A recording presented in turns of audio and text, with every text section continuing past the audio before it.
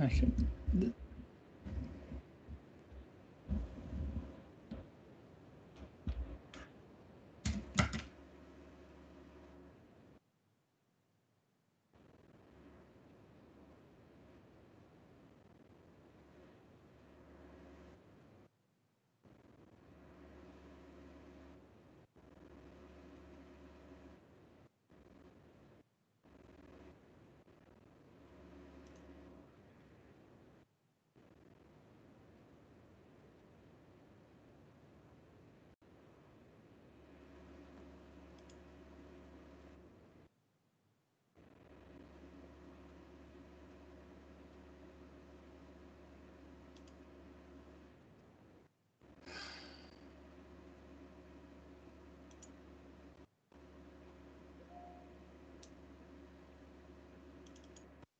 In podcast without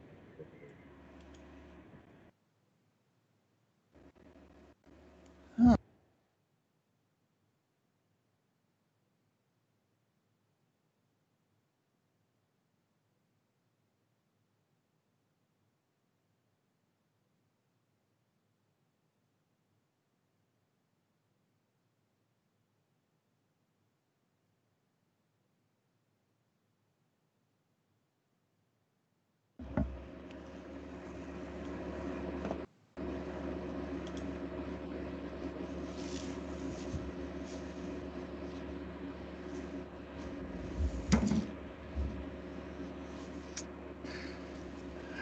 Yeah, sorry about that. But yes.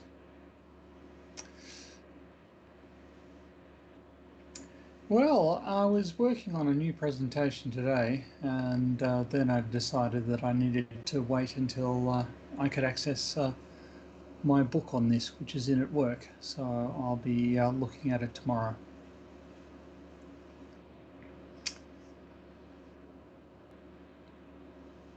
Can they hear me? Mm.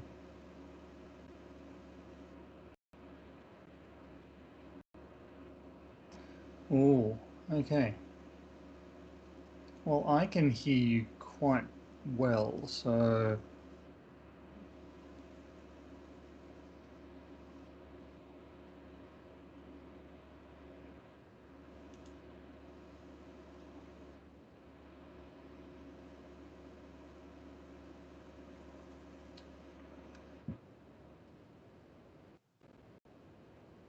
okay. So should I be uh, able to see you on the stream? Okay.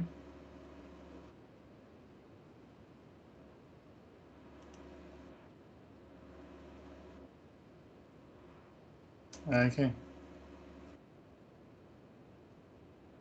Well, hello everybody. How are you? Welcome to the One Beardsman show,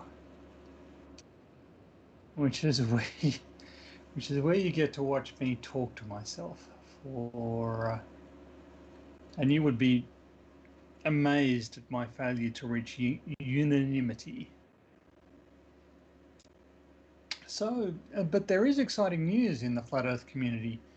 Um, I'm told that Quantum Eraser is considering giving up um, uh, flat eartherism. Yes, that apparently what I hear on the grapevine is that he's going back to uh, talking about evolution Oh, so he's and going how from evolution. one dumb shit to the next. Yes, he's going from one dumb shit to the next. I thought maybe he was just going to stop being a dumb shit. Yes. Apparently, uh, apparently not. He's not going cold turkey on the So he's dumb shit. slowly ramping it down? Yes. Yes, apparently so. Yes, I am more certain about Ranty. Ranty is apparently uh, going to get a job. I didn't realize that Ranty didn't have a job, so that's how far behind the curve I am with that one. I kind of just assumed that he didn't have a job. Okay. Well, I don't watch their channels, either. so I don't know how much time they spend doing stuff. I kind of thought that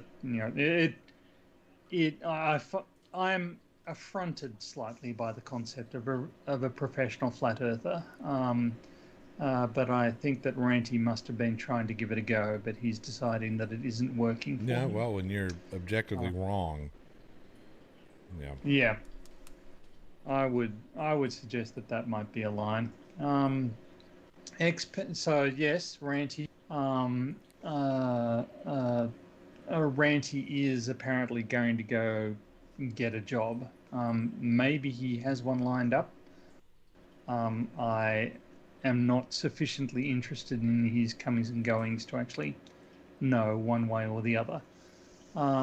But X-Penguin 95 says that one other has admitted only the globe works.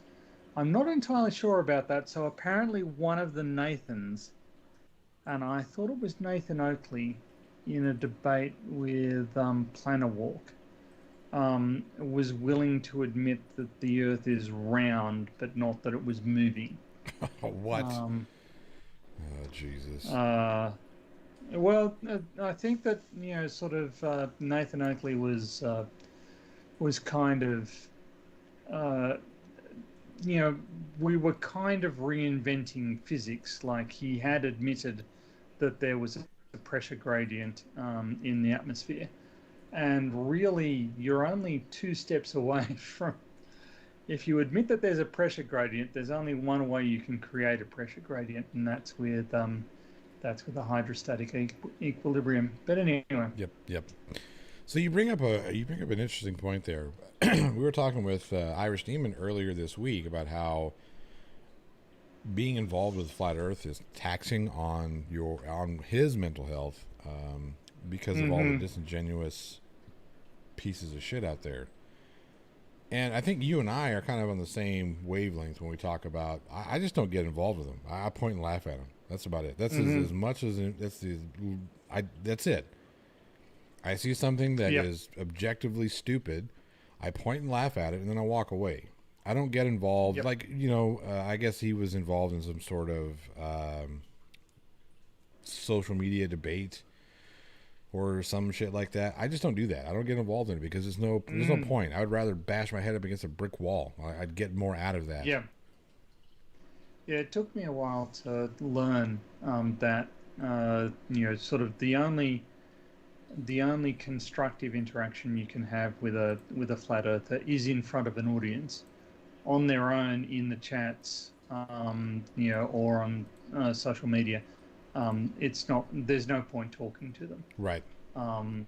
There are a few exceptions, right? Rachie, she's been an exception to the rule. Because she's genuinely interested, and she will listen and have an honest interaction, even though she's still not where one should be. There's a lot of antipathy for Raichi in the community, and I'm a little bit conflicted over it. She seems sort of open to having stuff explained to her, and then if I explain stuff, the next time round she's watching a flat earther speak, she doesn't seem to apply the stuff that I would have thought she had already been taught to analysing what's going on. So I'm a little bit concerned, but perhaps that's just there's a whole thing about if we explain something that makes sense to us, we kind of expect that there'll be an instant conversion, and and I don't know how to sort of set my expectations realistically. What's a realistic period of time to allow somebody to digest what was going on. So what do you feel is going on there with that type of mentality? Because she does seem open to explanation and she does seem open to learning, but it doesn't seem as if it's like we're throwing, I don't know, we're throwing something at a wall that's supposed to stick and it doesn't. It just keeps bouncing off. Or it'll Yeah, stick for a well, minute and then fall off. yeah. So I mean, people when people have constructed sort of an intellectual fiction, and have internalized it and have sort of made it part of who they are, that's not going to go away instantly. That's not really going to just disappear as a result of us talking to them. There's Terry Davies has his own YouTube channel and does live streams, and he has a pet flat earther whose name I don't recall, um, who really likes to see things. And I mean, he seems, a pretty sensible guy in general, but he really just wants to see things. And you kind of have to accept, actually, not all of the things you want to see can be seen. Right. I might want to see a proton or a neutron or, various other phenomena, but I'm never going to, because that's just the way that physics is. Yeah, and the funniest thing about that, especially when you're talking about the religious zealots of the flat Earth community, want to sit there and talk about, well, you can't see neutrons or you can't see this, so therefore they must not exist. Yet they have a fervent belief in a spiritual higher being. Yet they haven't seen this higher being. Yeah, and I have to say, for a large portion of my life, I believed in a higher being, and it took a while for me to sort of wake up to the fact that, well, if this entity existed, then reality would be different from what it is. Certainly, if this entity was as categorized in the holy books that people want me to pay attention to. That's fair. That's fair. I'm trying to. Jail says. Oh, go ahead. Jail says he will be with us shortly. That sounds like a mob threat. Next thing you know, he's gonna tell us we're gonna sleep. We're gonna be sleeping with the fishies. Yes, that's true. We. Jessica G, I'm not sure if you heard us explaining earlier. He had the beginnings of a. I'm torn here. I'm deeply conflicted between actually relaying the facts and making Irish Demon look as bad as I possibly can. It's not a choice, yeah. but I'm going to go with the former. He was coming down with he was having vision problems, which apparently are a precursor to quite serious migraines. They are. Have you ever suffered with migraines? I've suffered quite serious headaches, but I don't think that they qualify as migraines, because there was no associated light sensitivity or vision problems. So yeah, a lot of people do claim that it's, just a serious headache is a migraine, and I prefer not to do that. yeah. So there are different degrees of migraines, and severe headaches can be considered migraines if a certain other features present themselves as well. Not always will you have the vision or the light sensitivity or the vision impairment. About 10 years ago, I had cluster headaches that were so bad they thought I was having a stroke. Like the left side of my face was paralyzed for a minute. They had to rush me to the hospital. Did all kinds of brain scans and whatnot. Found out there was nothing there, brain that is. But yeah, it was awful. It was debilitating. I couldn't move. I couldn't eat. I couldn't talk. Nothing. I mean, the only thing I could do was get up and just get sick all over myself, because that's how terrible they were. Now, luckily, I haven't had anything anywhere near as bad as that. I've had a few migraines before with the light sensitivity, and when you're sitting down, reading a book or watching a television program or doing whatever, and all of a sudden you start to go blind. That shit's kind of freaky, and it'll freak you out the first few times that it happens. Yeah. So a couple of people in the chat are saying that they have experience with migraines, and it really, the reason that I don't count my headaches as migraines is that migraines are quite seriously debilitating, and it can just slap you on your ass. Yes, it can. So it's a quite serious medical condition, and my sympathies go out to people who suffer from migraines. There's my mother claimed that she suffered from migraines. I'm not necessarily certain. She was slightly hypochondriacal. Jessica G says she hasn't had a day without a migraine since 2017. Holy crap, Jessica! Yeah, that sucks. How do you stay so funny? If I was in that much pain, you can bet people would be suffering. I would be kicking people in the nuts as I walk down the street. Just have a little taste of what I can feel. Here's some pain for you. Yeah, that's right. That sounds that that it's just it's one of the conditions that I don't think necessarily gets all of the recognition it deserves, because it is quite crippling. And I think it's like you said, it's because people have they've associated it with just a really bad headache. So, yeah, right. You got a really bad headache. That's nice. Get to work. Especially here in the States, when we don't have any kind of sympathy for people who are injured. Even people who get like, oh, you broke your leg. Well, you better fucking get it fixed and get your ass back to work as soon as possible. So, yeah. And I can't. It's kind of difficult because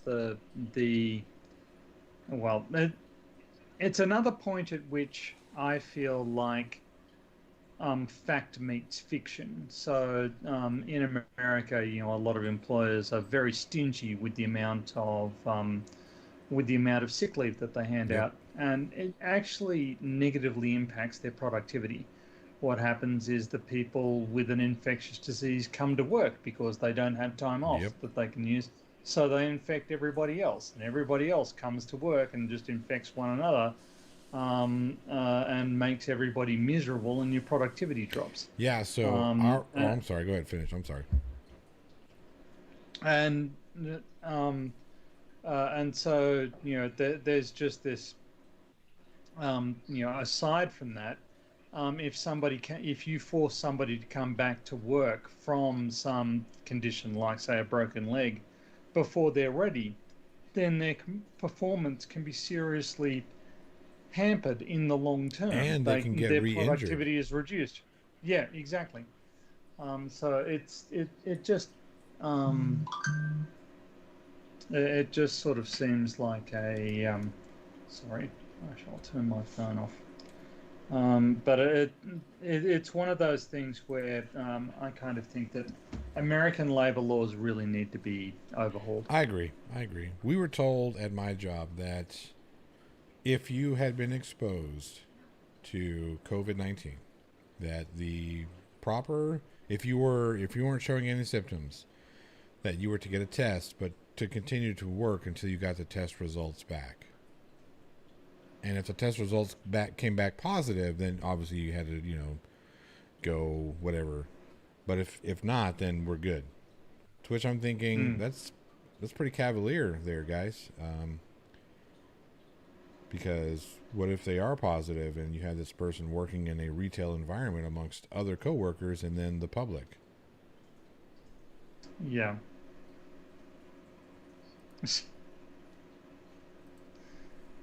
Uh-oh. Mistress Magda. Stop messaging Tony in private, Jessica. She's not at the moment, is she? I think she was talking about your telephone going off during the stream.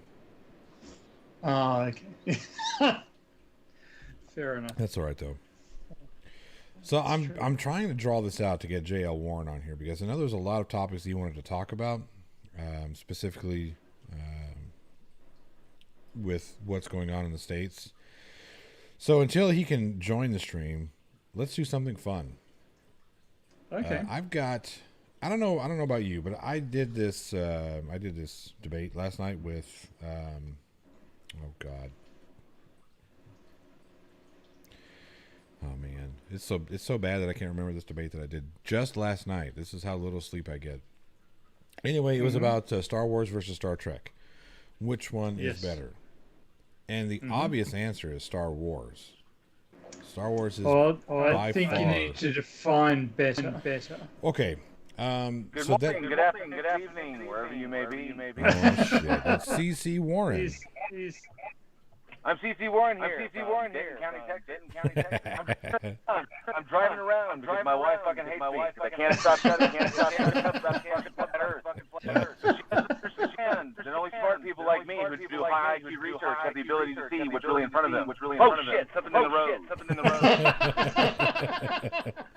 No, I'm trying to spread the truth to all these assholes out here. Assholes like you! Fuck you! Well, what am I to do? Nobody seems to see what I see. Because I'm CC. Yes. Yes. They're tiny. What happened? They're tiny there. Yeah, so That's pretty fucking cool. Make you a little bit bigger till you get back to the house. You do have the CC angle going on. Yeah, I just got out of there. I just got the flood situation taken care of. I'm actually popping into a 7-Eleven so I can grab a drink real quick and finish waking up. Fair enough. I'll BRB. You'll see the inside of my car for a minute. Okay. Yeah, I think you need to define better. Yeah. Okay. And you were about There are. If we look at which series is more palatable to more people, I mean, the obvious answer is Star Wars because there's nothing against Star Trek. I enjoy both series equally. Star Trek is definitely more hard science fiction, and I would even argue that whereas Star Wars has elements of science fiction, it's not a science fiction. It's a space western. Science fantasy.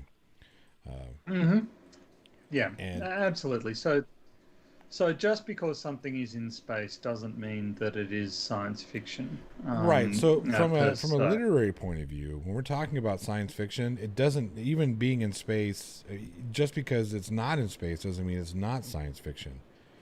A lot of your dystopian topics, those are very much science fiction. Simply because of the way that the genre has been defined by itself. Yep. I would suggest that I enjoy the Star Wars films better, but I have enjoyed more Star Wars films more deeply than I have enjoyed Star Trek films. Right. But if you're asking me which is better science fiction, I kind of think that has a different answer than which I enjoyed more. And I will say, I heard somebody saying that Star Wars hasn't really made a good film since The Empire Strikes Back, and that really isn't true. Because Rogue One, amazing. I thought was an extremely. And I actually quite liked Solo. Perhaps I'm alone here, but I don't understand why people didn't like it. It seemed perfectly acceptable. Yes, it was space opera-ish, but surely that comes with the franchise. Okay, really quick, I have to Blowfield. I didn't say that Star Trek was hard science fiction. I said it was more hard science fiction than Star Wars. Yeah. You were very careful in how you phrased it, because if you had said Star Trek is hard science fiction, I would have pulled you up too. Sure. But you didn't say that. You just said it was harder than Star Wars. Right. Hard science fiction would be something like Dune. That's hard science fiction. I think you've lost me completely there. Really? Yeah, the cold equations, that's a hard science fiction story. Apparently talking about like depending upon your authors? Because there's a big difference between like Asimov and Herbert and Vonnegut, and all of them kind of dabble with science fiction. Yes. Well, okay. So for me, let me go ahead and clarify what I mean by hard science fiction. Mm-hmm. Like if you look at the Dune, look at just the first book, right? When you read Dune, there's little to no exposition whatsoever about language, about political structure, about the struggle. You are thrown into this world and you're just expected to know what's going on. It takes 3 to 4 reads of Dune to fully understand everything that's going on in the world of Dune. That is a trope of hard science fiction. There's not a lot of, well, this is what's going on. Let me give you a little bit of backstory. Let me give you some backstory. No, they just say, here, this is what's going on, and we're going forward with the story. Keep up. Well, I have to say that the criterion that I use for discriminating between hard and soft science fiction is whether or not the science works. And there's a lot of science that is poorly defined or poorly addressed in Dune. The whole way that the Bene Gesserit work, for instance, their power set, and the idea of genetic memories being transmitted through genes, which is actually completely unscientific. There's a it's a to me, Dune is not really hard science fiction. I wouldn't consider it to be well defined well enough defined scientifically to class as hard science fiction, which is not meant as any form of criticism, because I think Dune is a quite spectacular achievement in universe building, and certainly political intrigue. It's just really, really, it's a really interesting story. But I wouldn't consider it hard science fiction. The Expanse apparently is. I'm sorry to jump in there, but I just passed a homeless person who I swear to God is a dead ringer for M. Benz. For who? M. Benz. Yeah. I had a double take. I was like, holy shit. He's like, no, it's not him. I was like, oh my God. A flat earther has gone homeless. Well, I mean, to be fair, he does live in his van. Nothing wrong with that. Yeah. Nothing wrong with that. That's D. Marble. Oh, yeah, that's right. We're talking about M. Benz. M. Benz is the more linebacker. That's right, dude. Yeah. I confuse the stupid. So Nerd Angle says that most science fiction movies aren't hard sci-fi, and that most hard sci-fi is found in the literature. I would agree. I will say that Battlestar Galactica did try to set a reasonably high standard for the hardness of the science involved. I haven't watched The Expanse, but I've had it strongly recommended to me as an example of hard science fiction. Apparently, the new Lost in Space series is actually also reasonably good. It is pretty good. I think the issue that production companies or they run into is that hard sci-fi, you can do hard sci-fi, like take a movie like Primer, and Primer was hard sci-fi. There was no other element. It was just straight science fiction, just a time travel movie. But typically people will sprinkle in another genre to make it more palatable. And so you get sci-fi horror or sci-fi drama, because Battlestar Galactica was sci-fi, but it put in the intrigue or the thriller, kind of mystery of who's that's typically what I see happen, is that you get sci-fi with a mixing of something else in order to kind of swallow the sci-fi. Because if it's just sci-fi itself, a lot of people are going to be like, if they're not scientifically literate, they're going to be like, what? Yeah. Well, Nerd Angle does point out that does take me to task for Battlestar Galactica not being really hard science fiction, and I will concede that point. It's just harder than many. So here's the thing. There's a spectrum here. And in my literature background, That's where I'm going to qualify this statement. In my literature background, science fiction isn't relegated to specifically.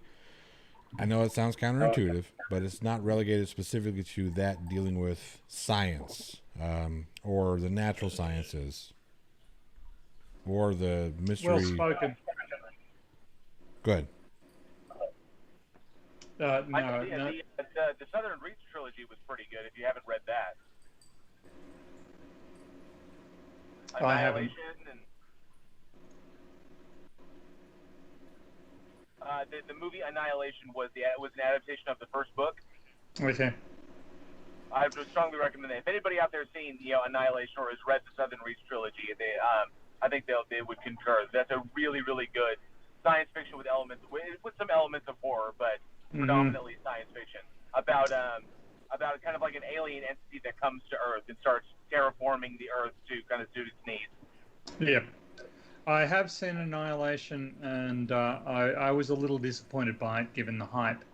I wouldn't suggest that it's a bad film by any means, but it just wasn't. It didn't resonate with me the way it clearly did with a lot of other viewers. Oh, I thought that movie was brilliant. And that final third act just had me in my seat, just like, oh my god. You don't get to see predominantly because I watch so many movies that it all becomes kind of boilerplate. So when you come across a movie like Annihilation that's willing to take the risk that Alex Garland did with that film and do things that you really hadn't that people really haven't seen these days, that third act just blew me away because you don't see that third act could have put off a lot of people. People looking at that just had me enthralled.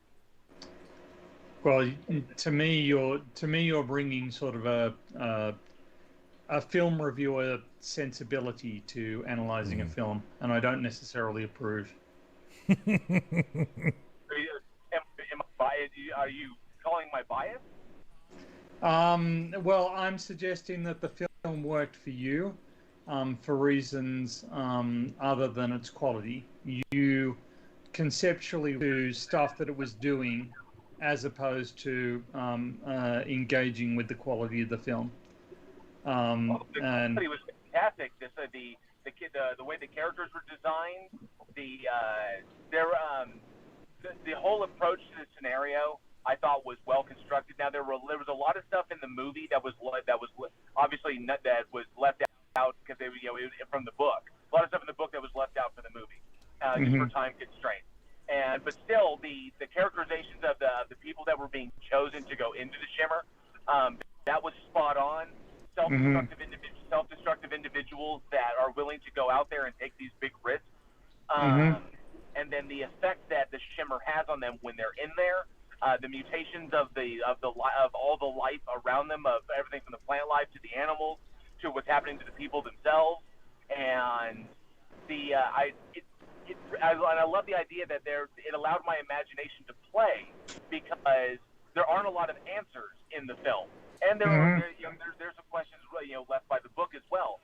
And so when you have a sci-fi deal, especially about aliens coming down, it's such a phantasmagorical event that you want to be able to you want your imagination to play and have fun with that. And I was like, oh wow, what was the intention? What was going on? Was this like an aware life form? There were so many questions. I like that. If it's all answered and it's all laid out, then you're kind of like, okay, that was a story. A, B, C, Act 1, 2, 3. That was the formula. But I like when risks are taken because you don't see them very often. Because few filmmakers will actually take those risks. Well, to step back, if we're going to go, movies like The Endless or The Void or The Thing. They had their share of unanswered questions, points that they didn't explicitly walk the viewer through. So I can see your point as far as that's concerned. All I can say is that and I'm not. I often present my opinion as though it is fact. That movie didn't work for me, and enough people rave about that film that obviously I'm an exception. but it didn't resonate with me. Which is good, which is absolutely fine, because everybody has their likes and their dislikes when it comes to film, and sometimes a film just doesn't. A film won't stick the landing with everybody. Yeah. Amongst the vast majority of my filmmaking peers, many of them will laud the accomplishments of Orson Welles and Citizen Kane, and I will shit on that movie all day long. I really hate that film. It has been. I cannot stand it, but I have friends who will defend it all day. Like, yeah. Oh my God, the realization in his eyes is like, oh, fuck you. Mm-hmm. I would present that Citizen Kane was a bloated, self-important film. Damn it, JL. You stole my punchline. What did you That's say? exactly what I was going to say, that Citizen Kane was nothing more than a giant blow me, blow hard, jerk off session. Yeah. I've heard it most succinctly described as a gigantic Orson Welles vanity project. Yeah. And I think that that's a brilliant description of it. A bloated, self-important mess, like a corpse washed up on the beach. Just like, come on, man. Here's what's saying something. The Postman, which was a Kevin Costner vanity piece, was not as bloated as Citizen Kane, and The Postman was fucking bloated. Yeah. Because at least The Postman had Will Patton, and Will Patton, I love Will Patton in everything he does. So at least it had that, and it had some decent actors around Costner, but all these wind-swept shots of Kevin Costner with his hair blowing in the wind, it's like, oh my God, dude, really? Yeah, I have to. So, David Brin, obviously David Brinman, I think. But I've never been actually that fond of his writing, if truth be told. That being said, I've never actually been that fond of H.P. Lovecraft's writing. I just think he had some really good writers around him who wrote some really good stories. The reason I love it so much, and I'll be one of the first to admit, having just devoured the mythos as much as I have, I love the stuff around it. I love the stuff from Richard Chambers. I love the stuff that people have added into the mythos to expand it. Lovecraft set a fantastic foundation, but his grammar was not great. His approach to certain words, or his adjustments of certain words just to make them sound weird, gets a little annoying at times. Not to mention the racism, the xenophobia, the paranoia, and that was him pouring himself on paper. And it gets a little old, when he's talking about when he like he's a highfalutin dude, super rich, who's just casually referring to the denigration of the lesser race. And I'm like, you know what? It's a little obvious, and I understand he was a shut-in. He had a lot of mental issues, but I like it because I could see where he was trying to go. He just didn't make that final step, and maybe because he was locked in his goddamn house all day. Well, I mean, beyond that, I just think that they're poorly written stories. The one that sticks out to me is The Whisperer in the Dark. Where the narrator had been in mail correspondence with this person who suddenly typed a letter to him saying, "Come out to my house and be sure to bring all the correspondence I sent you. Even though this is the first letter I have typed, this is not unusual. You should come." And you go, this... and so he does, and he takes all of the stuff, and you're just thinking, mate, you're a fucking idiot. Anyway. Jessica G says that we should be careful of your opinion because you think that Hellraiser 3 was a good film. That's a good film. Okay, well, I didn't think that Hellraiser 1 was a good film. Aww. So, Hellraiser 1 was fantastic. I mean, 1, 2, and 3. Actually, I'm going to say the first 4. Because the reason those 4 are the best out of all of them is because, 1, they had an overarching narrative. They told a coherent story. They went deep into the characters, and they expanded upon Clive Barker's ideas, while Clive Barker was behind the scenes, kind of, making sure that things follow where he went and where he Only wanted the them first to go. two. After Only the first two, though. But he was still involved as an executive producer, I do believe.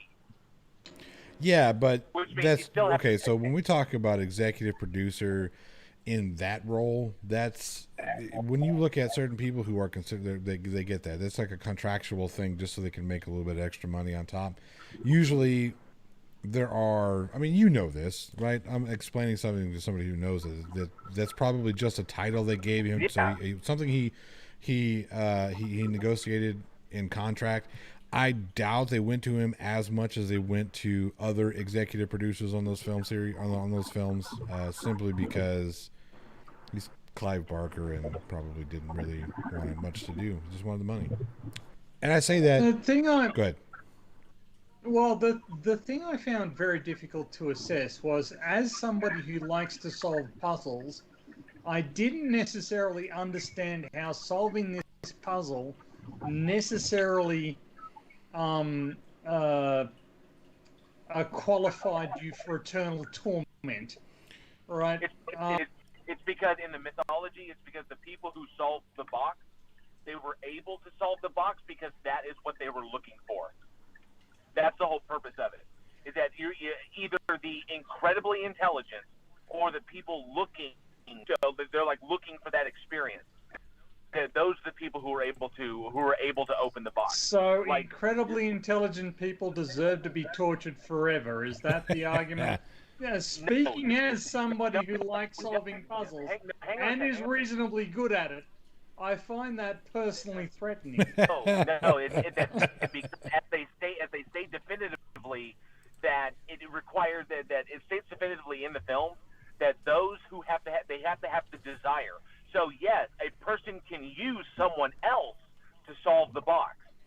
Okay, and if they solve the box and then the Cenobites come out, it's not going to be the person. If they do it with no intention of drawing them out, they can bypass that person and go to the person with the intent. Okay, see, but then that presents a giant plot hole. That presents a giant plot hole then. So if you take a... For what? Okay, I'm going to explain it. So if you take the first film by itself, what you just said completely negates the fact that Kirsty Cotton would have summoned the Cenobites for her. Because she just solved this puzzle box. It's just a puzzle. Oh, it's an advanced Rubik's Cube. She wasn't seeking... Well, it's the desire to open it is what it is. And them arriving is a consequence of that. But that doesn't remove the plot hole, because if you look at the second film, when what's her name opens the box, she had a strong desire to open it. But I can't remember her name. Jennifer, I think it is. But when she opened the box, in the Cenobites presented themselves, they said, no, not this one, because all she did was just open the box. It was desire that called us. So that's a plot hole that doesn't work. I just explained that because he used her to open the box. Again, that doesn't fill that plot hole of when Kirsty Cotton opened the box in the first film. She wasn't seeking nihilistic pleasure. She wasn't seeking for other experiences. She was just opening the box because it was something to do. I actually read that scene more that she was opening it because she knew there was something there in regards to the events that were taking place. And so she may not have been seeking what the Cenobites were offering, but she did want to open it. And she wanted to see to get answers as to what was going on. But that's not. That's not expressly. There's nothing in the first film to indicate that's what's going on there. Yeah. Well, I just want to explain something for the benefit of the people in the crowd. We are leaving the overtly political discussions that we're going to have until JL is back at his home. Yes. So at this stage, we are kind of killing time nerding out. which we're very good at. So that's I'm right now. I'm just out here trying to convince people that the Earth is. Hey man, the Earth is round. You know the Earth is round, right? Yeah. Okay, cool. Just checking. Just making sure. All's good. All's good. The Earth is round. Yeah. So we will. If you have tuned in, expecting that we will that the rest of us will just argue with Irish Demon about American politics for a good hour solid, we're going to do that just without Irish Demon, and we're going to burn him in effigy. But in the meantime, we're going to discuss films because JL, I consider it only fair to let JL get back to his setup. Yeah, and we'll be able to hear JL a little better. I am coming up my street now.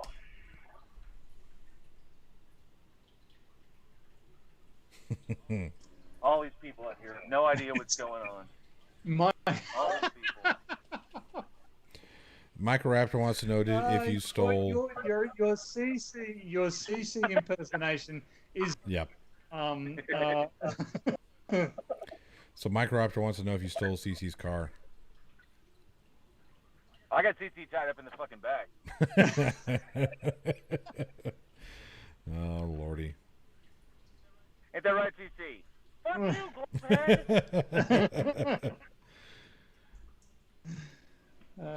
dear, oh dear. There's a, but yeah, sort of. So I am a fan of horror films.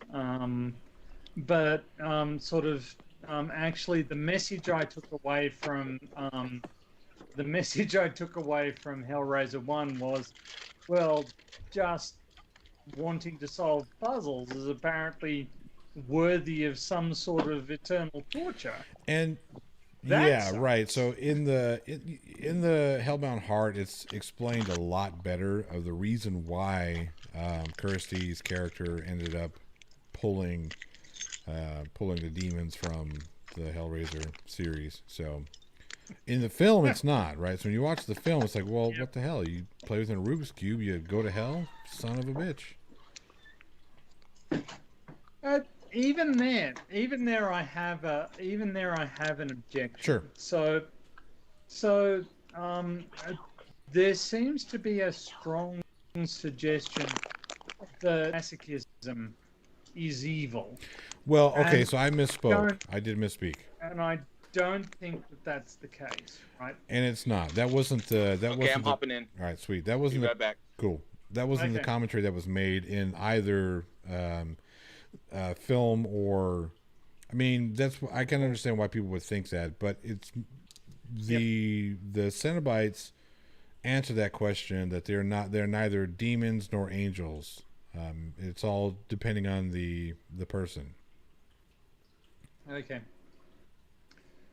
So I have to say that I would much rather watch the first 3 Prophecy movies over again. Yeah, I did enjoy Christopher Walken as oh god, as Gabriel, Jesus. The angel Gabriel. Yeah. He plays the game. Yes, and he is simply awesome. If anybody out there in the stream has not seen the Prophecy trilogy, at least the first 3 films, you should instantly go out and watch it. Yes. You can skip the rest of the live stream. Actually, it is just so. It is just such an awesome movie series. I really love it. I tend to agree, and it's simply because of Christopher Walken's performance. And that first one was just done really well. And Vigo. The first one, yeah, Vigo is Satan. Yeah. Mm-hmm. Or Lucifer. Oh, we're talking the Prophecy now. We are. Yep. We are talking to Prophecy. I was just saying that I would much rather watch the Prophecy than Hellraiser. The Prophecy was amazing. Yeah. And that includes you, Clive Wells. You were Clive Wells was saying that he doesn't have time for video games. Doesn't have time for video games. Yes, which I think is, the utterances. You may as well say, "I like killing puppies." Jesus. That's hilarious. Oh, my space is so now because I am currently halfway through readjusting my entire office, and I've got my new desk in. My new chair is coming soon. I have my new computer, all of it, all of my gear. I just need to move things around in my room, in this space here, and I've got new glass cases coming for my dragon collection. Because I've got to move that. I have so many, and they're all in one case, so I need to spread those out so I can actually move them. I'm going to set up in the new corner. I'm going to get everything set up, but it's a work in progress. If I cannot see that H.P. Lovecraft and The Thing poster over your shoulders as you live stream, I'm going to be deeply disappointed.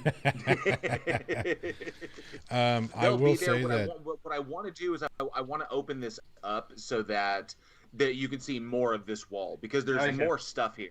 I've got my limited edition action figures. I've got all my autographed pictures. I've got all kinds of shit that I literally here on this desk. Like, everything around here is all my stuff. It's in a very small space, so there's kind of an order to it. But I want to open it up so that more of it is visible and people can see the cool stuff I have. Just to cut off Johnny O before he responds.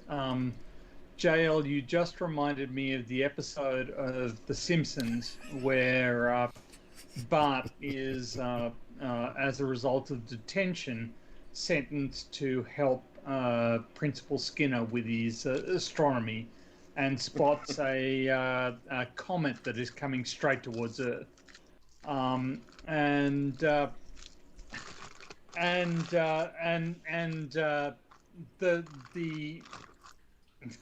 The people of Springfield are trapped. They cannot escape.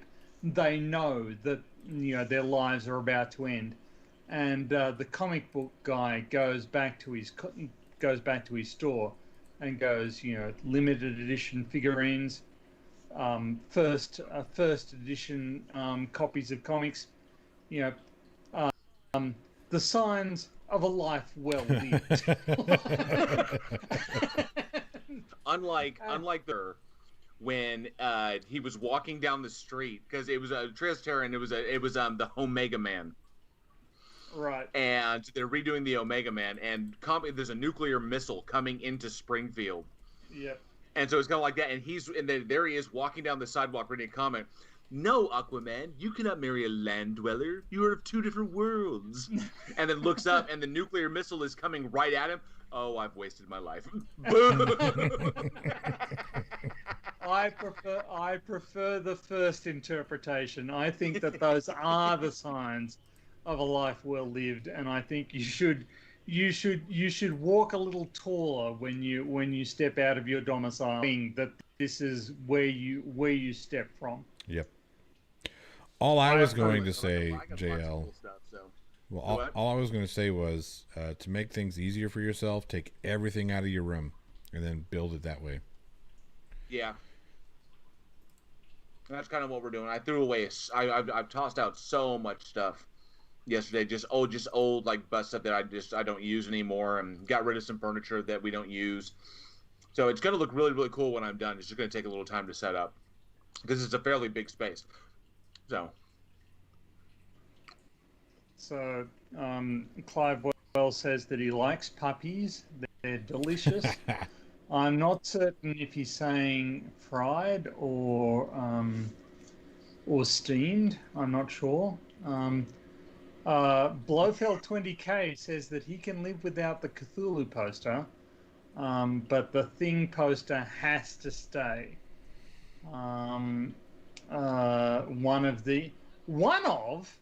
You're dead to me, Blofeld. It is the greatest horror movie ever. How dare you? Jessica G says that you should show behind you your extensive collection of really terrible films. For that purpose, I have too many. I'm sorry. I've seen people who show their movies behind them who have like their movie collection. Way. There's no fucking way I could display all of the DVDs I have on you. Only the terrible movies. You can skip the good ones. For that purpose, I think you need to burn JM's films onto disc and have them. Yep. So I'm gonna print up some one sheets. This is no okay. Some giant one sheets. I just got a really good idea of Superman Judgment, and his zombie film. I want a big ass one sheet of that right here, right behind me. So you should do that, but we should also create a limited edition box series of the JM films with shitty artwork. Oh my god, we have to do that, and we have to give away as a charity prize. Yes, as a charity raffle. Yeah, we have to give permission to do that, but you know. Not if we're giving it away. That's true. Oh, dear. Oh, that's brilliant. So, the JM box set. What do we call it? I want to know from the audience, from the live, if we put together a JM box set of JM's worst hits, the zombie film, Superman Vengeance, the music videos for Zodiac, this recent one, the 1776, I Love Trump and Want to Suck His Cock. Oh, this stuff, if we put together this box set of JM's greatest hits, what should we call the box set? What should we title it? Because I want to know what the people in the live stream, what they think we should call this Super thing. Turd.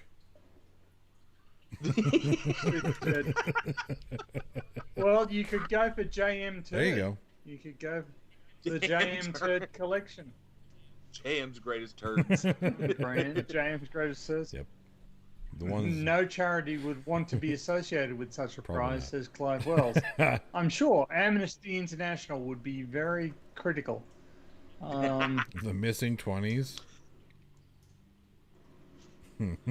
Jessica G, during that charity stream, are you going to be giving away the terrible lighting? Yes.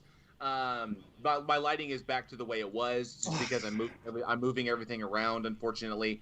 But I'll get it set back up. Yeah, I'm currently in the position. I'm currently transitioning, and it's going to take me a minute because when I set up the brand new computer, I've got to make sure everything that is on this computer gets transferred over there, so that I can access it at that point. So that's going to take a little bit of setup. So it's going to be a little bit before I can be up and running on that one. But I'm going to make sure everything is solid and everything is set up. Make sure that my tower's in the right place and everything looks the way I want it to look. So it's going to take a little bit of time, but I will get there. If you have room in your new computer, just take your old hard drive out and put it in your new computer. Yeah, I could do that. And then with the new spacing, I'm actually able to do take the lighting recommendations that Johnny gave me, and I have more space to implement those, and it will look a lot better. So excellent. I am going to say that you look fine the way you are. I, for one, am not going to be intimidated by Jessica G's aesthetic advice, because she refused to come up with a better color scheme for me. She accuses my color scheme of being horrible. But... Well, actually, before we jump into the meat of what we're going to be doing on this, I wanted to wait till I got home. Yep. Because I wanted to address this a little bit more of a personal thing, and I just want to I've been formulating it for a bit, and wanted to make sure that my words were correct. So first off, I want to thank everybody in the live stream who popped by our live event for my show, Week in Horror. I really appreciated all the support. All of you were amazing. Those trivia prizes, barring any fuck ups with the shipping services, because everything is so delayed, hopefully those trivia prizes will be going out to those winners shortly. And we had a lot of fun. We had some difficulties at the start of it. Johnny O jumped in there and helped us, and it was really, really fun.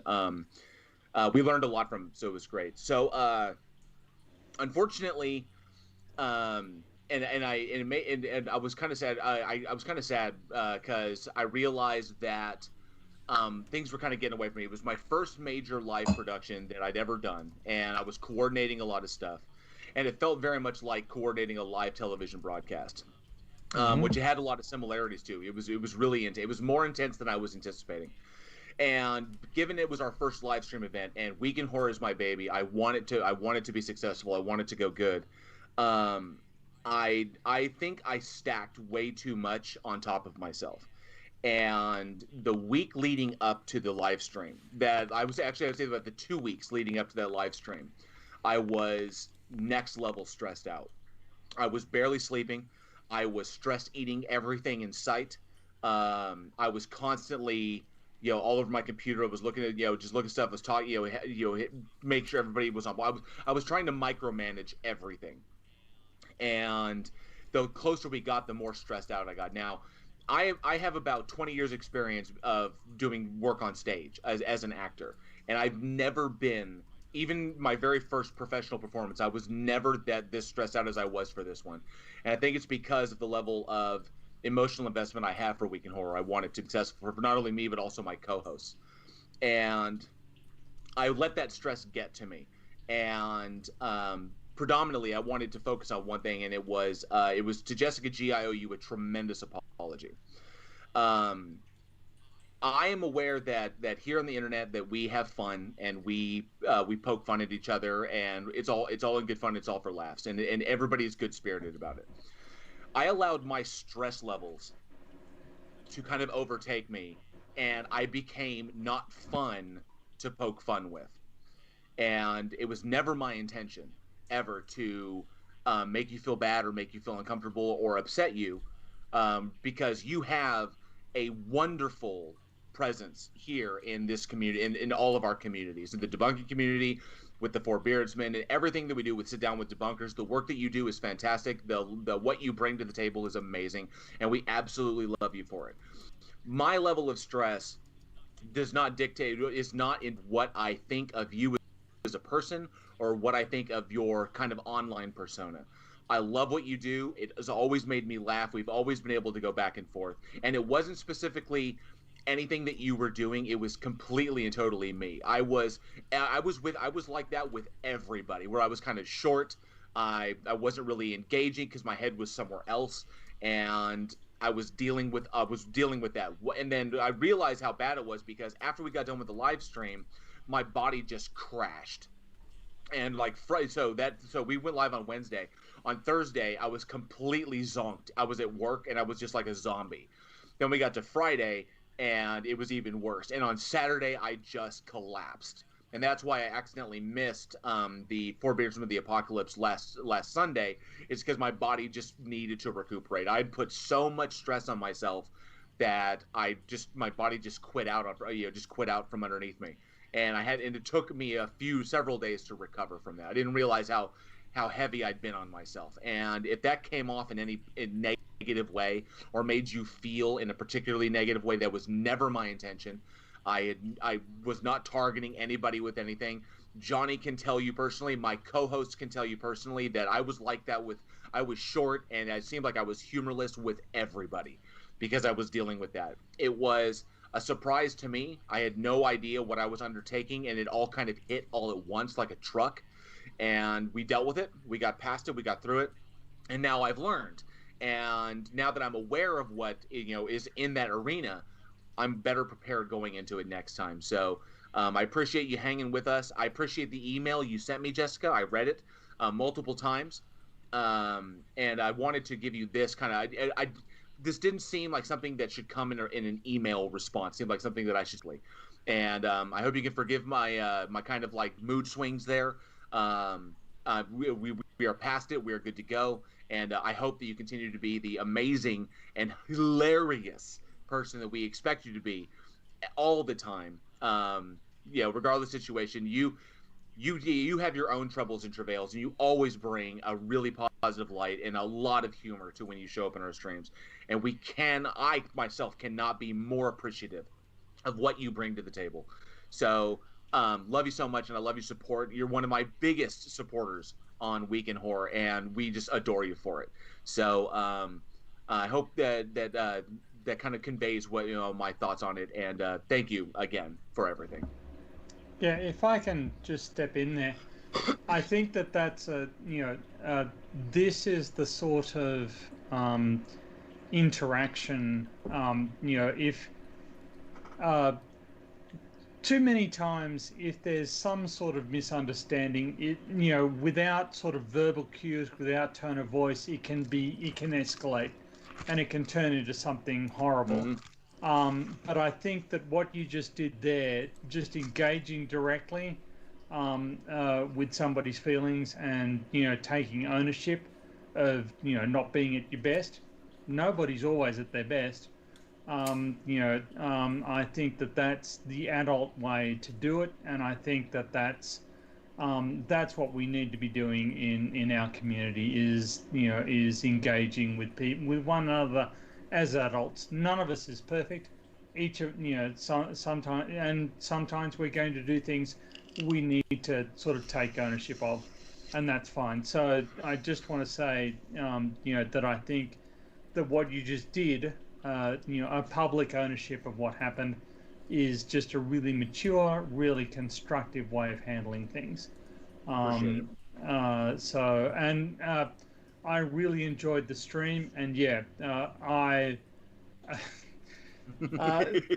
I log in. I have been known to just to think to myself, there's a live stream. Is Jessica going to be on that live stream? Because I really want to hear what she has to say. She really is just an invaluable member of the community who just I just want to hear what she's going to say next. Well done, everyone, and I hope that's I hope that sort of Jessica we'll see that in the way it was intended. As long as we understand that we're all adults, right? I mean, it's okay for people to disagree. It's okay for people to have bad days. If we're all adults, then we can construct a community that can get along. And for that purpose, we need to understand. Some people are going to have bad days. I'm going to be grumpy. I'm going to be, I'm going to say stupid things. Yeah, I am. I was going to say, when are you not grumpy? Yeah. Good point.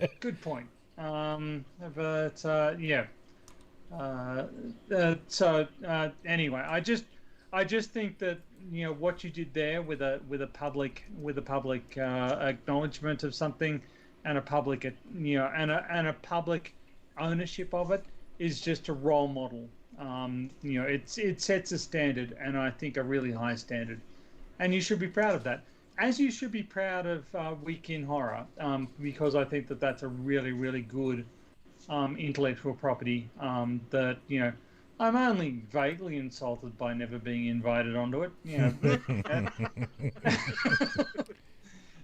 That's one of the big things, and I actually want to throw this out there for anybody, and especially for you, Tony. Johnny is well aware of this because Johnny has been on the show like 5-6 times now. Yeah. So when you do come on the show as a special guest, if I do have you on the show, it does require some movie watching. Technically you don't have to sit through all the movies we're going to talk about, but some foreknowledge going in, and I know, and I understand that a lot of people are very, very busy, and sometimes they don't have the time within like 4 days to watch 4 movies or try to do that research. So I know that can be difficult, but at least read the Wikipedia pages or something like that, or watch some YouTube clips. So this is a genre that I am quite fond of, and I haven't. There are some gaping gaps in my familiarity of it. I've only ever watched the first Hellraiser film, and that only once. And my closest brush with Texas Chainsaw Massacre is hearing the geeky students talk about it in summer school. But aside from that, I am prepared to put in research. So it's awesome. It's actually something I do professionally. So keep that to yourselves. No, I got to say this for Nerd Angle. Nerd Angle's response to this was great. Doing this stuff is stressful. Creating and sending it out to the interwebs can be super daunting. Imagine a 24-hour live stream. Yeah, I have no idea what that's like. That is horrible. So yes, Nerd Angle. Yes, you are correct. Yes, in this you are right. Jessica G says, "Hey Cygnus SDSB, say hi to me, or you're getting a wedgie and stuffed in a locker." That's exactly the sort of environment we want to construct. All right. Now Mr. we got all Smagna that just sappy watched shit out of the way. Mr. Smagna just watched Texas Chainsaw Massacre a few days ago. Oh, really? Okay. I am curious. No, that's Turner Classic Movies, not Texas Chainsaw Massacre. I am curious. Magda, I think it's Magda, but I am curious. Did you watch the original 1974 one, or did you watch the 2003 remake? That doesn't with exist. Jessica Biel? Because I mean, both of them are good. I'm just curious to see if you watched the Tobe Hooper one, if you watched the Marcus Nispel one. And we're gonna wait for your answer. Again, all right. So here we go. Let's get into the topics at hand. President Trump has not indicated that he will relinquish the White House should he lose the upcoming election. He will not commit to a peaceful transferal of power. This seems to, so. It is often a mystery to me as to why he still has a base, why he still has people who will vote for him by instinct. Just that in and of itself, a threat to violently dispute the, or to incite or suborn violence in response to the electoral outcome or the validity of the electoral outcome just strikes me as indicative of somebody who is not fit to hold the office. Yeah. But he still has his 35%. And like, you're just thinking, what are you guys even thinking at this point? So the scary thing is that well, I mean, it's to be expected now at this point, given the 4 years that we've dealt with this asshole, that his immediate response to the potential of him losing, because it can go either way. I'm really hoping Biden takes it. I have a good feeling that Biden might, but it can go either way. But his response to losing is automatically, if I lose, it's because it was okay. rigged. So I want to answer something that because you bring this up, and because Nerd Angle asks, has any other president had to commit to that in the past? Here's a reason why it's different. There's not a single president that's ever brought it up before. Trump brought this up. Yep. It wasn't like the media or people said, "Hey, let's ask him this question." No, he had hinted at this as a possibility before. So he's the one who brought this on himself. So that is something we need to keep in mind. It wasn't like we were just looking and digging for ways to punch him in the gut. That retarded idiot said, "Hey, I'm going to have to contest." The things that he said that drew these questions out. So no, every other president has just expected the peaceful exchange of power. It's been that way for hundreds of years. Yep. It wasn't until Trump made his comments that we started questioning whether this would happen, whether this would be an issue or not. Well, that to me, no reporter asked Obama this question because no reporter even vaguely suspected that the answer might be no. Whereas Trump has given every indication that from his perspective, the answer is just no. That to me is absolutely indicative, and he's thrown out hints along these lines about how he is owed an extra term because of the Russia investigation. It just he has thrown out all these hints that really constitutional norms and the behavior that is expected of a president of the United States is just completely beyond him. It's just not something that he's even capable of. So Hoosier Heathen said Bill Maher's been saying he wouldn't leave for years. So this is something really interesting. And there's another channel out there called Legal Eagle that I'm a really big fan of. The guy is an amazing lawyer, and he does content basically about them. And so the question came up, could Trump serve a third term? And And because of the stipulations within the Constitution, no, Trump cannot serve a third term. If he serves 2 terms, he is done. That is it. What would happen if he loses? And what would happen if he loses the election? If he loses the election in November, he still holds the seat until January 21st, I believe. Yes, yeah. Is the out date, is the final date. And what legitimately will happen, there is a provision, and he had to dig for this and brought it up, but legitimately, say Trump loses the election, he's still president, and in the time between November and January, he's supposed to be transitioning power for Biden to come in and help to kind of mitigate the process. If he doesn't do it, now he can do that or not do that. That's his choice. But if it comes to January 21st and Trump does not leave the White House, It's the 20th. On January 20th. It's the 20th. But unless it falls 20th? on a Sunday, and then it'll be a different day. Yeah. Oh, okay. So if Trump does not leave the White House at the second that day hits, he is no longer president. His powers and protections as a president cease, as an active sitting president, cease on that day. If that happens and Trump refuses to leave the White House, the Secret Service will remove him from the White House as required by law. And then if that becomes an issue, the military will come in and remove him, because that is their sworn duty, is to defend that. Because at that point he becomes a threat. Yeah. And so if so Trump can't just like squash, I'm not leaving, whatever. He can't do that, because they will come in and they will physically remove him from the building and put him out. And I hope I get to see that on CNN. You know, now here's the thing: dragging him from the building.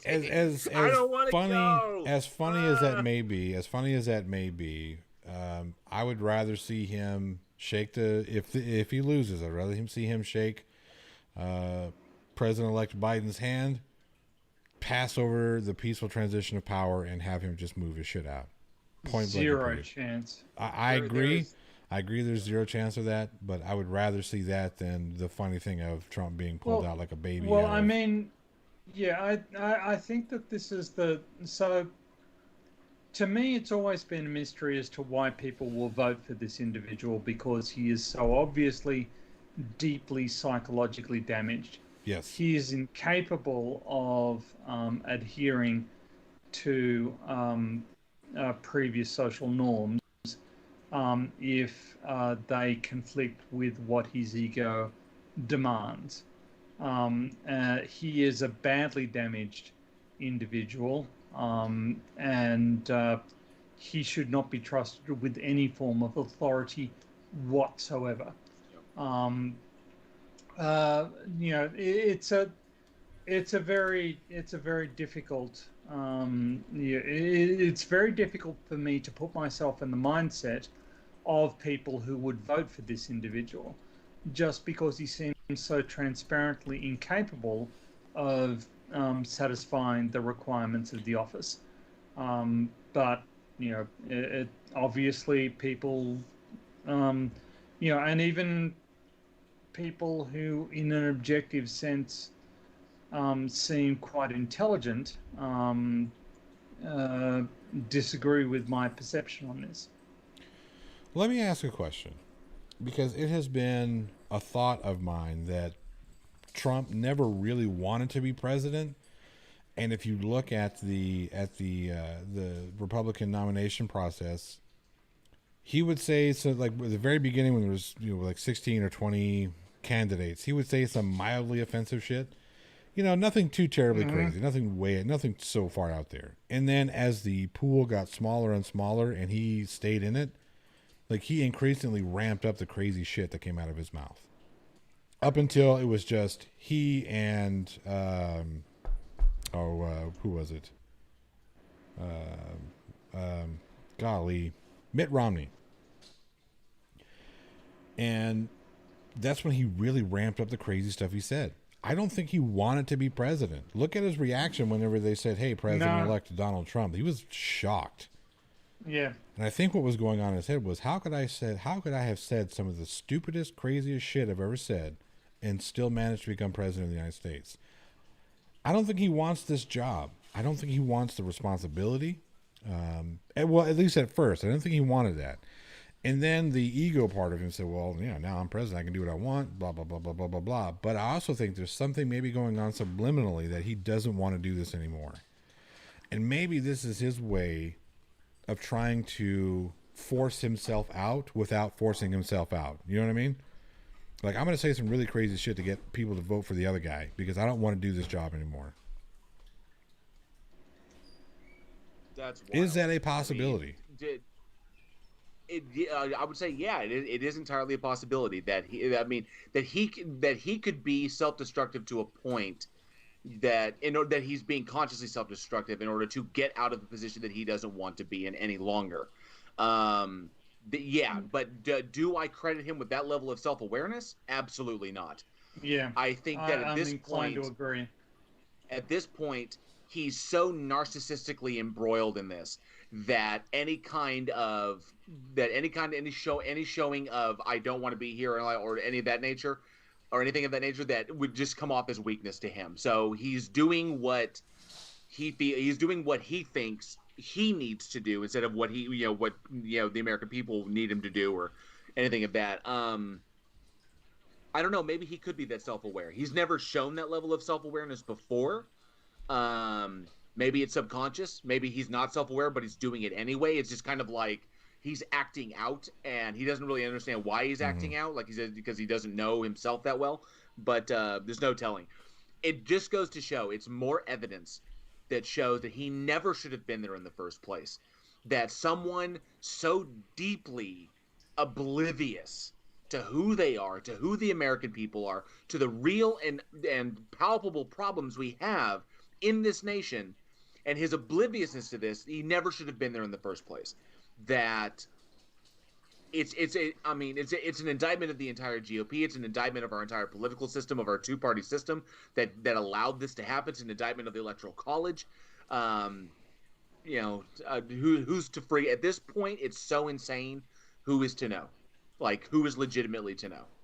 So, I just want to. So Jessica sent me a video of Hillary Clinton saying that Joe Biden should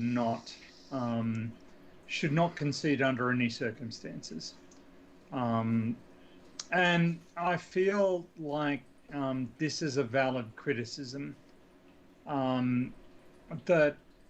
But I feel it's actually symptomatic rather than, I feel it's symptomatic of the breakdown of the systems.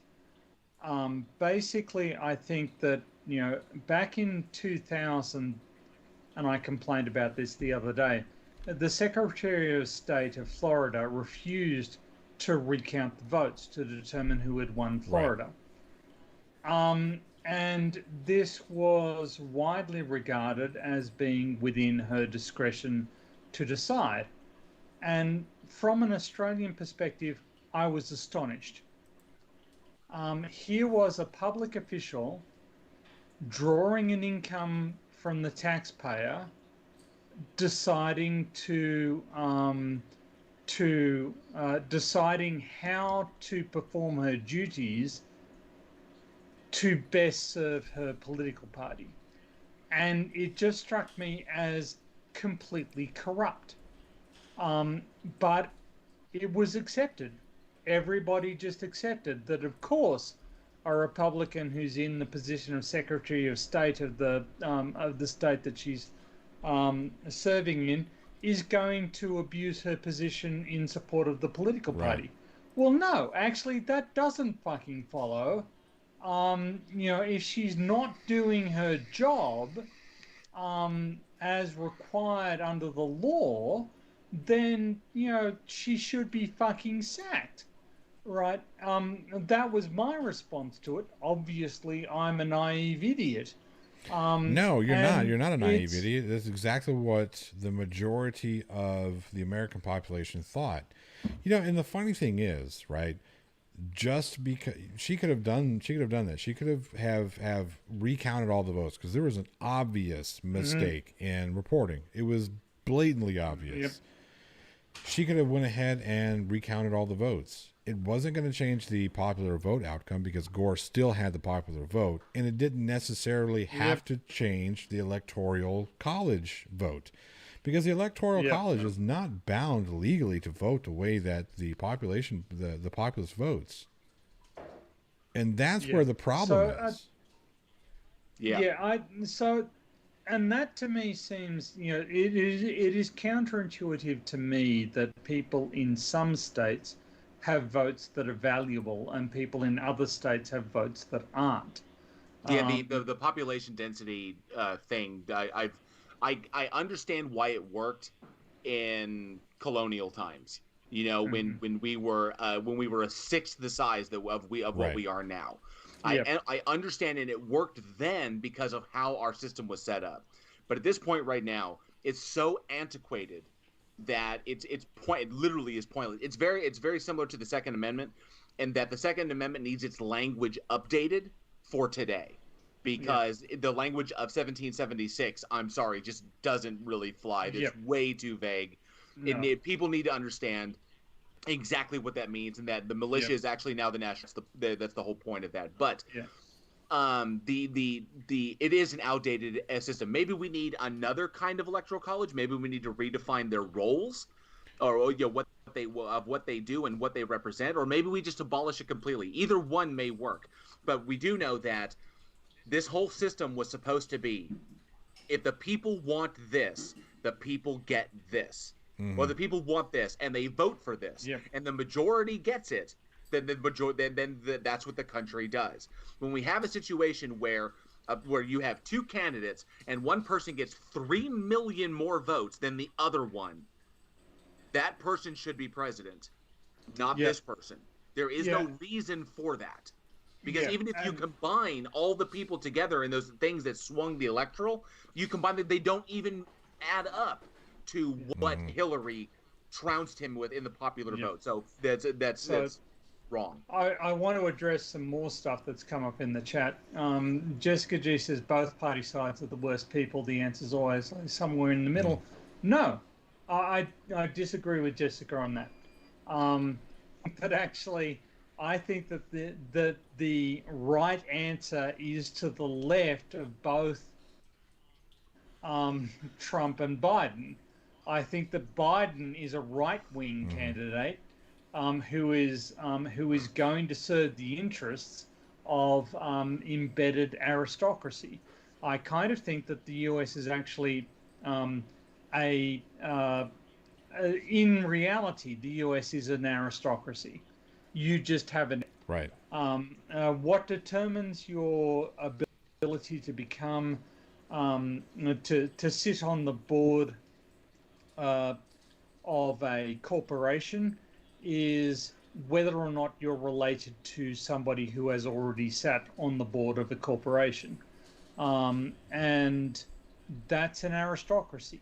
It doesn't matter how good you are. It doesn't matter what your education is. It doesn't matter how talented you are. It doesn't matter what degrees you've obtained. What matters is who you're related to, and that's an aristocracy. Yeah. So at that point, preservation of that system, preservation of this way of doing things is actually reactionary. And it strikes me that the majority of Democrats are not sufficiently revolutionary is one term. They're not sufficiently dynamic to overturn the rut that the rich people of America have forced it into. In order to drag it out requires a hard reset. You need to actually take aim at a lot of the social structures that are in place and re-engineer them so that they work in a manner that is proper. And I agree with Jessica that Joe Biden is by no means the Democratic representative that I would have chosen. No. Right. Gang. But he is sufficient for the purpose. At this point, yes, I agree with Tony on that one. At this point, it's about we have one problem. It's getting that asshole out of the office. I hate that we are in this political situation. I hate that we are in this position where where the focus needs to be simply getting rid of somebody.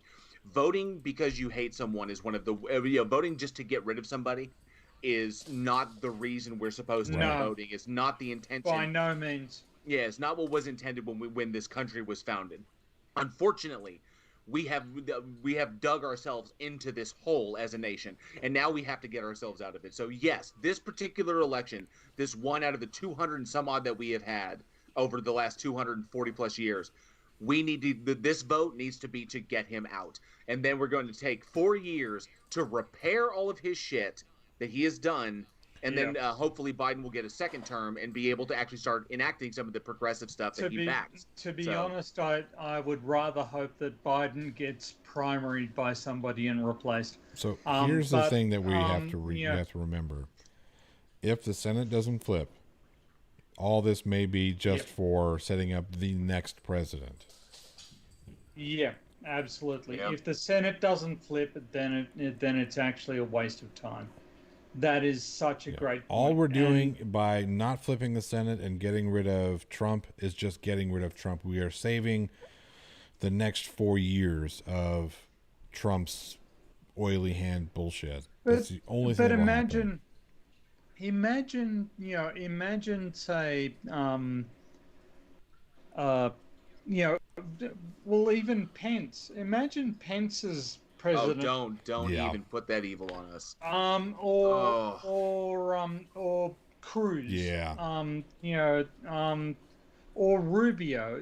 These guys are one and all. They're entirely fuckwits. I'm going to nerd out here a little bit. One of the television series that I am most fond of is actually Law and Order. Dun. I knew you were going to do that. Yeah. And on Law and Order, they had an actor who actually started life as a lawyer, and he was one of the interrogators during the Nixon impeachment inquiry, the Watergate inquiry. Sorry to interrupt, but this is the original Law and Order, right? The classic one that went like 17 years. Yes. The original. Okay. The original and so Law and Order. Was it Ben's? Was it no? It wasn't Michael Moriarty. It wasn't Sam Waterston.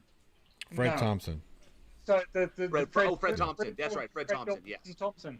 Yes. Who was a candidate for president, opposite I think Mitt Romney, maybe Mitt. I can't remember which one. Maybe it was McCain. Yeah, it was one. It was the Romney or the McCain, one of those two. But yeah. One of those two. But I remember them all being on stage and being asked about abortion.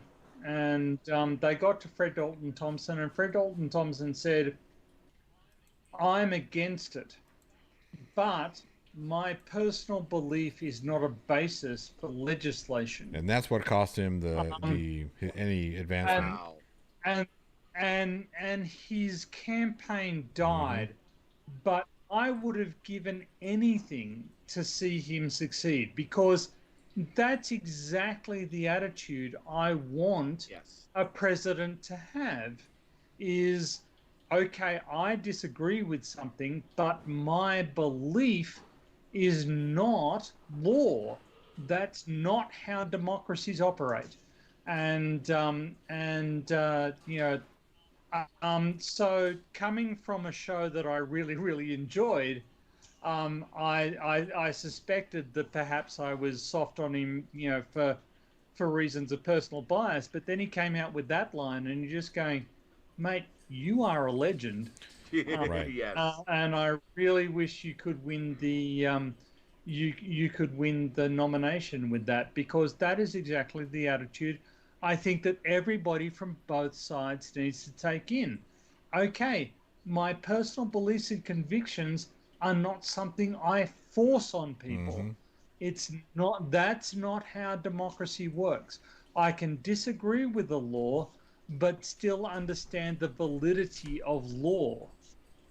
And it just struck me as criminally unjust that he got creamed from that point Right. on. Something interesting Jessica Juice brought up. She was talking about, they were talking about the monetary need that goes into becoming president. Yeah. And Tulsi Gabbard and Jessica G said Tulsi Gabbard and Bernie Sanders shouldn't have to need financial backing to become president. And you are correct. It shouldn't be a truckload of money get you the presidency. Unfortunately, that's the system that we live in. And that actually goes back to 2 points, that the two biggest changes that we need in this nation as of right now, in order to begin the process of fixing things, of getting things to where they need to be for this democratic socialist republic to work. Yep. And that is, we need ranked choice voting on a federal level and a state level. We need ranked choice voting across the board. Once that's implemented, because they put it in Maine.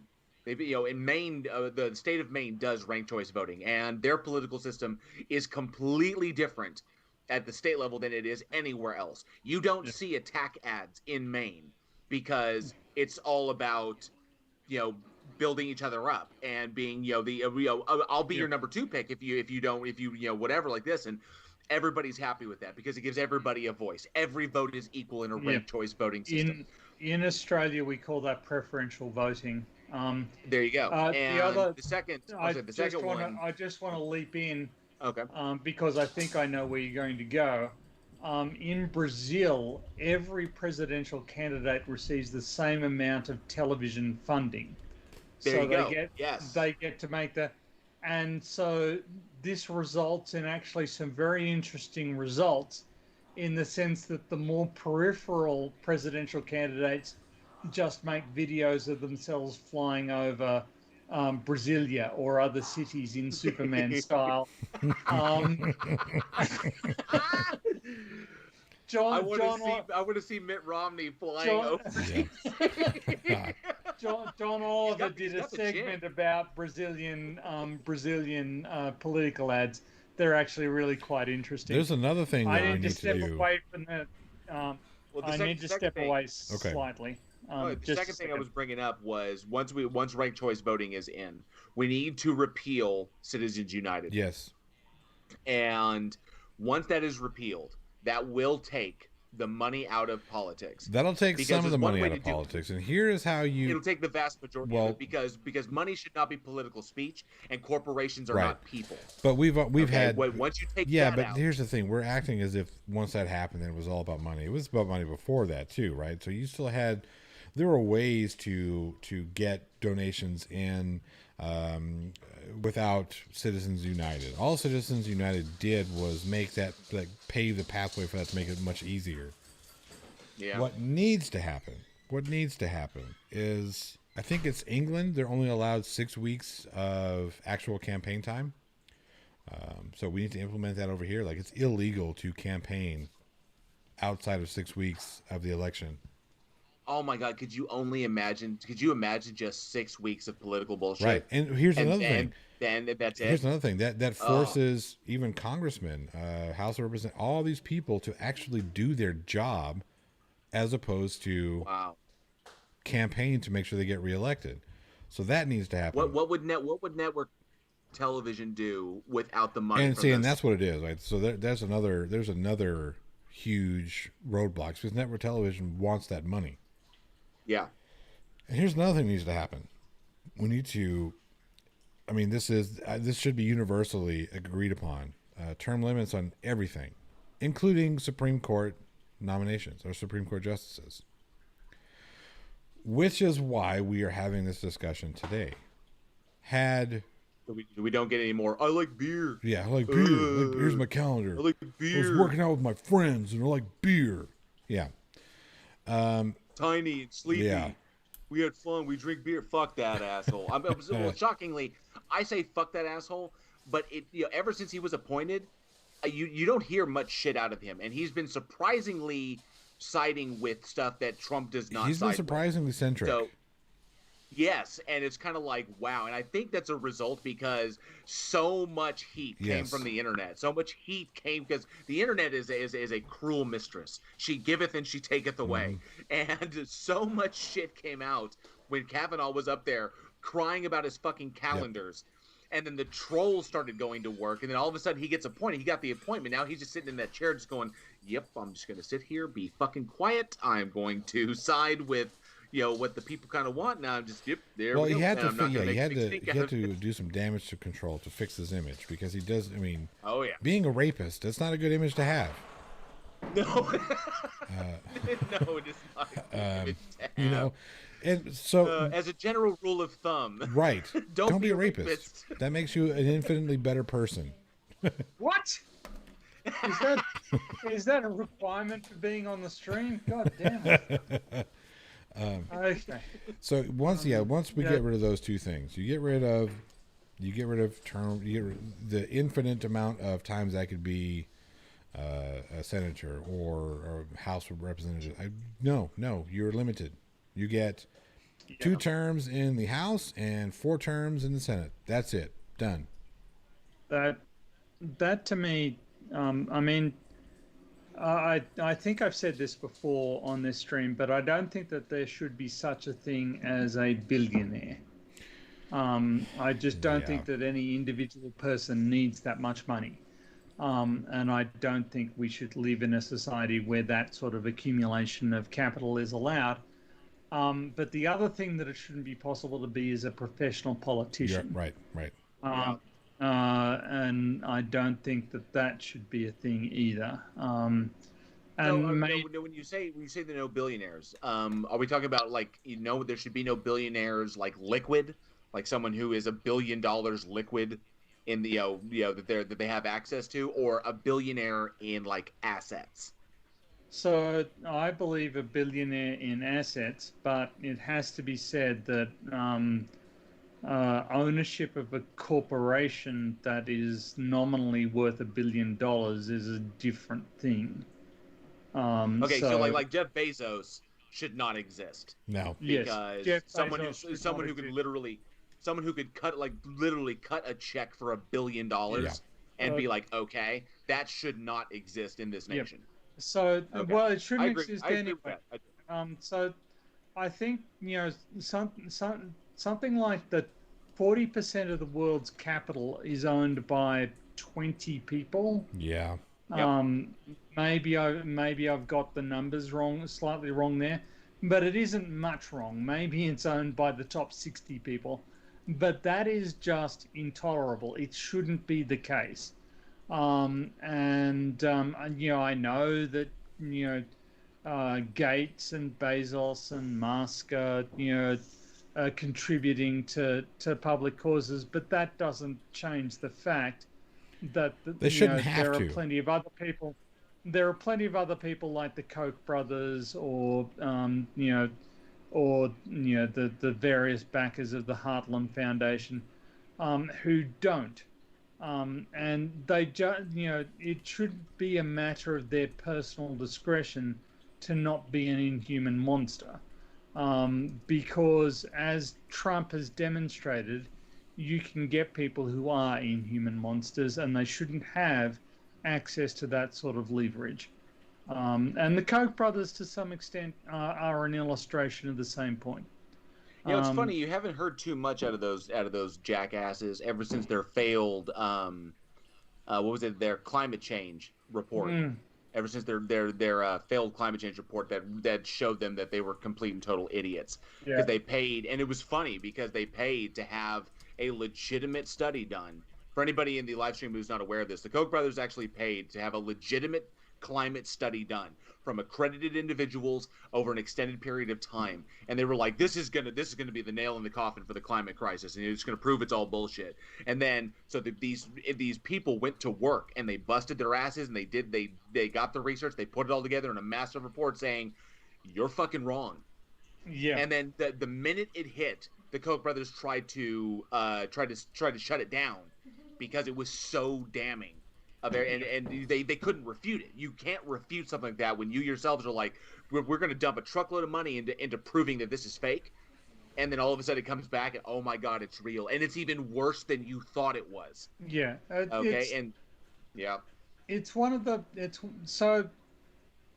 I studied a discipline that is only peripherally related to climate change, and I kind of thought, well, I don't need to study climate change. It's not really that important to what I'm doing. It's only peripheral, and other people will sort it out. And then 20 years later, like, holy shit, this public policy debate still isn't settled. Now I need to actually settle it. Now I need to know what's going on so I can determine which of these people is telling the truth. And when you look into the science behind it, the basic science behind it is about 200 years old. It's getting on towards that. It is, I tended to think of it as, well, here's this very recent development, and we'll sort out whether or not it's valid or not. No, a lot of this has been settled for close on 200 years. It's not open to debate anymore. It's been settled for quite a while, and it's spent most of its time being rejected as a wild, unsupported theory that the majority of climate scientists and the majority of atmospheric physicists really hated. They thought that it was just utter rubbish. But as our data improved, as our understanding of the various subsystems improved, it eventually just became more and more compelling. It has been destruction tested.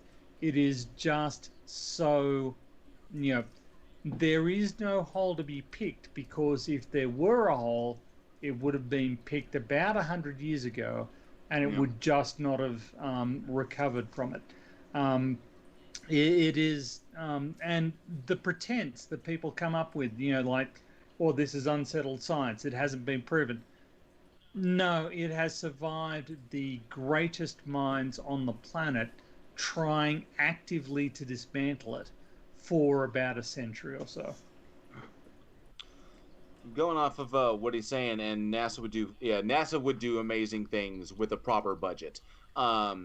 Given that, and I actually looked up the current numbers, because they always, flat earthers always cite, that their budget's like $52 million a day, and they always stick with that number. Yeah. In actuality, their budget is about $61 million a day, and it roughly comes out to about 20.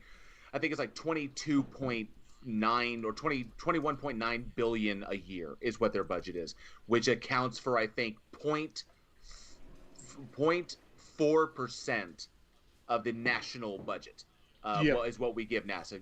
They've whittled them down to about, now we can say that 20 billion is 0.4% of what we actually spend annually. That's pretty insane, given how much we spend in defense and other shit.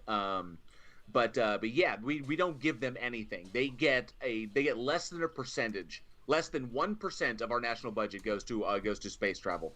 And when you talk about NASA, it's not just space travel, but there's many things that go under. There's things underneath NASA's purview that money has to go to. So you're talking about 20 billion or 21 billion spread across not just like NASA, but all the things that are underneath NASA as well, the things that they are over. Right. And there are hundreds of departments underneath them, tens of thousands of employees. Yeah, you have to remember their various things. Right, yeah, so that whole budget goes to everything, including cleaning the toilets. So yes. Well, it's so one of the things that often gets overlooked is NASA's role in the safety of air travel. Right. Yes. So NASA have a quite prominent role in determining procedures and technological developments, procedural and technological developments that will make air travel safer, and they dedicate quite a bit of effort to doing this. For instance, the people who did the seminal studies into cockpit communication skills were NASA, right? And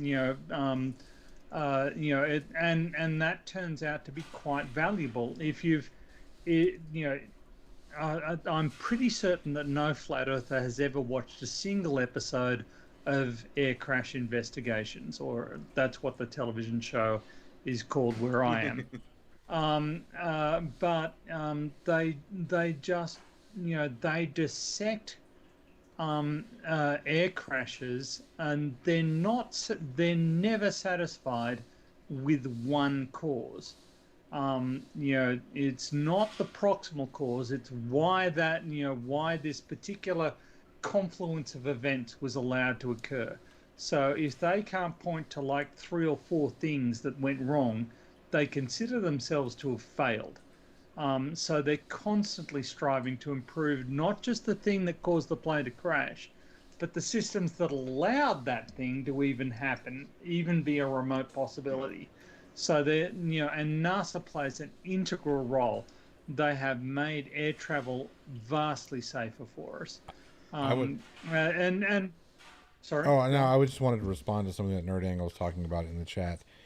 So he brings up the question: would the private sector, talking about this private sector, have its place in space? And a little bit of back and forth there. The point is that the private sector was going to eventually get there. Whereas that may be true, Elon Musk wouldn't be able to do what he did today without NASA. Yep. Period. Yes. Without not just NASA, but all the space agencies getting together, the trillions and trillions of dollars that have been flooded into that to advancing that technology as quickly as possible. So Elon Musk and the private sector they're riding the coattails of what public funding has done. If we were to remove everything that NASA has done, Elon Musk in his lifetime would not have been able to do what he did. Yeah. Period. There's a thing called cost benefit analysis that the private corporations are subject to, right? They can only invest in something if it's going to yield them a profit on an appropriate timescale. And space travel is not one of those things. Space travel is now one of those things on the basis of the investment that has already been made by NASA and other government agencies. But without that investment having been made, there would not be the capacity for private companies to bridge the gap. Right. And that it has to be said that the reason NASA backed off for the longest time backed off the shuttle missions and everything was when their budgets were reduced. When budgets are reduced, when we reduce the budget in education, students fail. When we reduce the budget in infrastructure, roads fall apart and accidents go up and insurance premiums go up. There are domino effects to doing this. When you reduce the money, when you reduce the budget of space travel, people die. That's the reality, because the money can't go in to making sure that the tens of thousands of working parts on a shuttle are operating as intended. And so when you reduce the budget, people will die, and that's just the end result of that. And so we're not going to be sending people up into space all day long when we don't have the money to do that. Not only do we not have the money to update all the technology as technology is exponentially advancing, we have to be able to keep up with that. But it means we need the money to keep up with that. If we don't have the money to update our technology to keep up with what's going on out there, when old stuff in the 60s was running on what you can run a Commodore 64 on, and then nowadays, the power of this is insane by comparison. So no, they didn't have the money to update their shit. They didn't have the money to keep up with technology advances. Except for in satellite technology, you put the money where you can spend it. So that's the reason NASA fell so far behind, and with the reason it is so far behind, and the reason why the private sector was able to step in with private billionaires able to do that. And the only reason they were talking about the financial risk of Nerd Angle brought up the financial risk of SpaceX. Is it a conservative stock? It's an extremely wild stock, because you put money into SpaceX, there's going to be losses there. And the reason there's losses is because we are leading up to something. Musk is thinking 100 years in advance. Okay, because eventually he's talking about colonizing Mars, colonizing the moon, And eventually, but where can we get the money? You can colonize the moon, you get money from helium-3. You can colonize Mars and, get money, I don't know, from wherever. But the big point, what this all eventually is leading to is asteroid mining. Because the materials we have here on Earth are plentiful to a point. We will eventually take more out of the Earth than the Earth can replenish itself through natural processes. So we have to get that stuff from other places. And when there are asteroids flying around out there that we can track and they are nearby, and we can land a rocket on them, or we can land a probe or maybe something on them, and then to have it, we've done it before. We've landed something on an asteroid and then don't know. Once we get that down, we can start mining asteroids. And if you mine it, there are asteroids out there that are like, I think there was one that they tracked that spectronomy. Is that what's called? Spectroscopy revealed was like 80% platinum. Yep. Okay. So now, there's stuff like that. That's a lot of records sold. And trillions of. That is a lot of records sold. Of dollars, yeah. Yeah, and so once you tap into that market where you can mine asteroids for materials, so that you don't just eat up everything on the planet, you start taking resources from the solar system. That is amazing. Now you mentioned he's imagining mining operations in the asteroid belt. Yep. Okay, where we can take our materials from there, where it's so plentiful, we will never run out of shit. So that's where Elon Musk is going. It's double-edged. So if you mine stuff on Earth, then you have to get it out of the gravity well of Earth in order for it to be useful to a space program. And that's expensive. So if you can actually mine it outside of Earth's gravitational field, that actually saves you a lot of money. Yeah. So asteroid mining is a huge, beyond just the raw material benefits of having access to these substances. Having access to these substances outside of Earth's gravitational field is immensely valuable. Really, that will be the future there. Once you can set up a mining colony on the moon, not only can you tap helium-3 resources, and then you set up some method of capture to where asteroids are coming by and you can snag them, draw them into Earth's, or use drones or probes to sit on the asteroid, bump it over towards the moon, let the moon's orbit catch it, and then basically have your mining operation there, and then send the shit back to Earth once it's processed. Yep. What you save the Earth in mining costs would basically, you take all the negative, all the terrible shit that we do to the planet now, and you move it out into space. Yeah. There is tremendous money in that, and that is what Elon Musk is banking on. Sure. Is that he's taking all this horrible shit and moving it out there away from us. You don't keep nuclear missiles on your doorstep. You keep it way over there. Yeah, Clive Wells has a very valid point. He's pointing out in the chat that colonization of Mars is a very remote possibility, given our current levels of. Terraforming Mars is like some weekend gardening project. Yeah. There's no Total Recall here. It won't happen like that. Yeah, that's an extremely valid point. It's more the and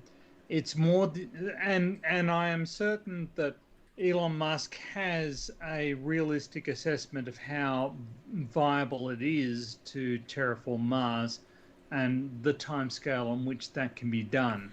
Well, that's a sexy thing to talk about, though, right? So it is a sexy thing to talk about. Oh, yeah, and that's what keeps people they're okay with, with some of the risk that Elon Musk might be taking or asking the taxpayers to take, because there's this ultimate goal of terraforming Mars, or terraforming the moon, or colonizing here, or colonizing there. So I mean, that's kind of an interesting game that he's playing. It is. This is the part of science that I love watching as it walks by. To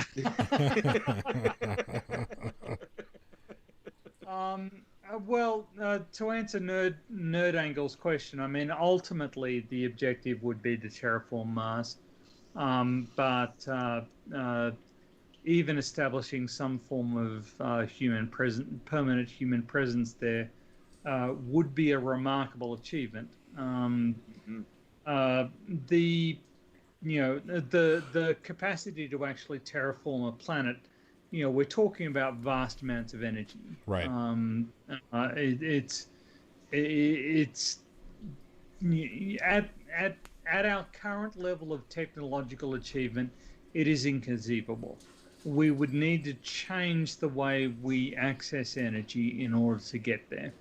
And I think this is the point that Clive is making. Right. But even without sort of being able to terraform Mars, just being able to access the resources in the asteroid belt is immensely valuable. And as JL has quite eloquently pointed out, it's there is massive material wealth there that we could access if we had a fraction of the capacity needed to terraform Mars. For that amount of investment, we could actually get significant returns from exploiting the asteroid belt. Yeah. And it makes me giddy thinking of living in a society that harnesses the power that harnesses the full capacity of the sun. I believe it's called the Kardashev. On the Kardashev scale, that's a Kardashev 1, is harnessing the full energy potential of our sun, of our host star, and being able to utilize it, not only harness it, but able to utilize it to maximum effectiveness. Because right now we can only do at maximum, I think we can utilize 30%. And that's only in bleeding edge solar capacity. In commercial right now, I think you can only get 14 to 15% out of the current technology we have for homes and stuff like that. So if you're able to harness the power of the sun and fuel that and allow that energy consumption to basically take care of the energy problems here on the Earth, and then be able to fuel the things that we need in order to get to the moon, to set up there, and then basically hop from the moon to hop to Mars. And I'm not talking terraforming Mars. I'm talking about a colony, and then hop from Mars to the asteroid belt. And then being able to do that, you would be able to, those constant operations. I mean, it makes me giddy thinking about it. It is at this point right now. It's not so much science fiction. It's fiction because it doesn't exist, but it is science fiction that could be reality. Just like Star Trek communicators in the 60s are now the cell phones that we have, that everyone has in their pocket. So it can happen, but we need to readjust our priorities. It's a readjustment of the priorities here on this planet. And that's where I boldly state we need an atheist president in order to make these things happen. So I need to address some important issues that have been raised in the chat. What is going on with my camera? I'm with my camera. Skype hates me. That's what's going on. Yes, I use Apple computers because I know how to shell script in Unix. And if you don't, screw you. Ubuntu? Yeah. I'm going to learn Ubuntu. My camera is a science fiction movie. No, I am not punking anyone. This is spontaneous. I don't know why the camera is doing this to me. I've got no idea.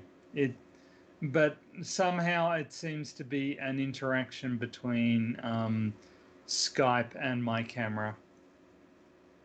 And Skype does it with lots of people's cameras, actually, I've noticed. Oh, Johnny stepped away for a moment. Oh, I didn't even realize. I wasn't looking at my phone. I didn't see he stepped away. So I'm curious. So let me ask you this. Yeah. Because we're on this cool stuff about looking at science's ass as it walks by and admiring it. I've always loved that joke. He's like, I love science. Science is amazing. You don't love science. Science is research and testing and laboratory experiments and long, horrible, boring hours to finally get a conclusion that may or may not, last. You love watching science's ass as it walks by. That's what you love doing. I do love watching science's ass as it walks by. In your lifetime, I know. What is the one big scientific leap you hope to see, completed in your lifetime? What I would hope to see completed in my lifetime is actually a fusion power. If I Nice. That would be the one thing. I think that a lot of the problems that humanity faces, in terms of climate change, in terms of a number of other things, are actually related to our ability to access power. So fusion power would be a huge step forward if we could manage that. Awesome. Hi, I'm back. I do hope for I can ask Johnny. Johnny, in your lifetime, because we're talking about all this cool science stuff and the future of what's possible. What is the one big scientific breakthrough or scientific, achievement that you hope to see in your lifetime? That's a good one. Scientific, I don't know, maybe the eradication of cancer. Or at Nice. least a better way to treat it. Okay. Instead of I, I, the I, antiquated, yeah. Nuke 'em. I, I do wish to lament the fact that Mistress Magda thinks quite a bit less of me because of my use of Apple technology. Um, All right, so I want to bring in one of the last topics of the night or the day before we go ahead, because I'm it's getting on midnight over there for you, Tony. Yes. mm, well past. Well past minute, so I don't want to keep you too much longer. I figure we give it another couple minutes, and then we can get on out of here. Hmm. But one of the things Okay. that started this conversation, talking about presidential elections and whatnot, Ruth Bader Ginsburg passed. Yep. And we were I was hoping that it wouldn't happen, or she wouldn't step down until after the transition of power to the next sitting president. Now we're kind of in this area where we have multiple issues going on with the current administration, going against what they said was right the last time we had this issue, and rushing a confirmation process.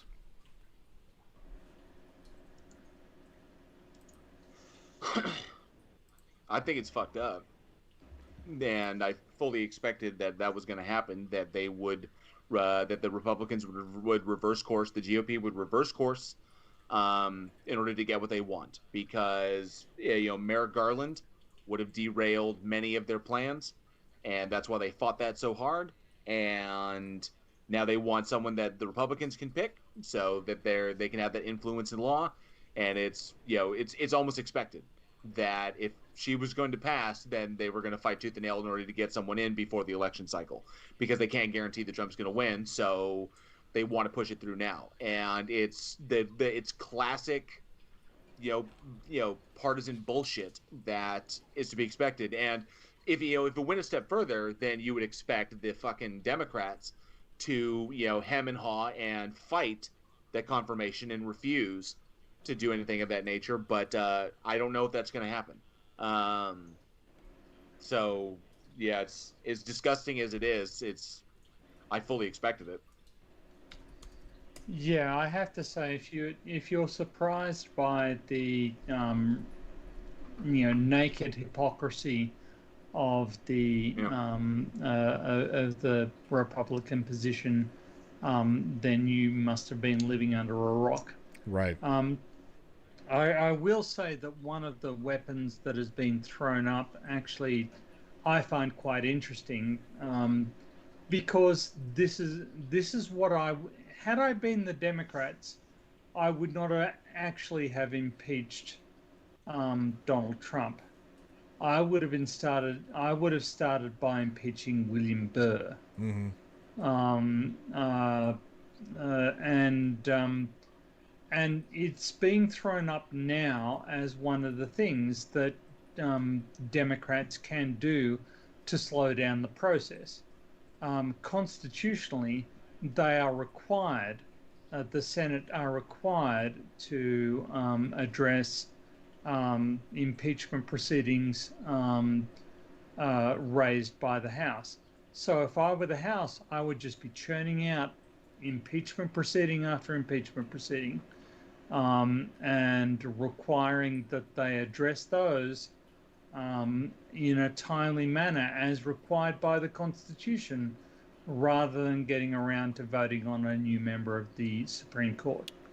I think that, and this is one of the things. Getting back to the video that Jessica sent me. Jessica sent me a video of Hillary Clinton saying, Joe Biden should not concede no matter what. And it's one of the frustrations actually watching this is that a lot of Democrats seem to be not. They're not operating with maximum viciousness. They're not operating with a proportional response. They're operating according to norms that are now well and truly out of date. And I agree, they shouldn't be out of date. They should be norms that are well and truly respected, like just respecting the results of the election. That should just be a norm. That should just be where we all are. But the reality is that Trump won't accept it. Why should we? Why should why should why should Democrats be accepting the rule of law and the way things have always been done as constraining them if the Republicans aren't? And the Republicans, frankly, haven't been respecting socio-political norms since the time of Newt Gingrich. Right. I really think that Democrats are to some extent quaint, and the people who really stand out on the Democrat side are the people who seem to understand this, like Bernie Sanders, for instance, or AOC or Tulsi Gabbard. People who go, okay, you want to start punching one another in the nuts, let's do that. So I think one of the biggest problems there is the current division in the Democratic Party is that the grand old party, the racists and assholes that make up the GOP, are pretty much united on that front. That's the reason that's what fuels their extremism, is their right wing whatever. The problem with the Democratic Party is that we have division, that we have the old left and that we have the progressive left.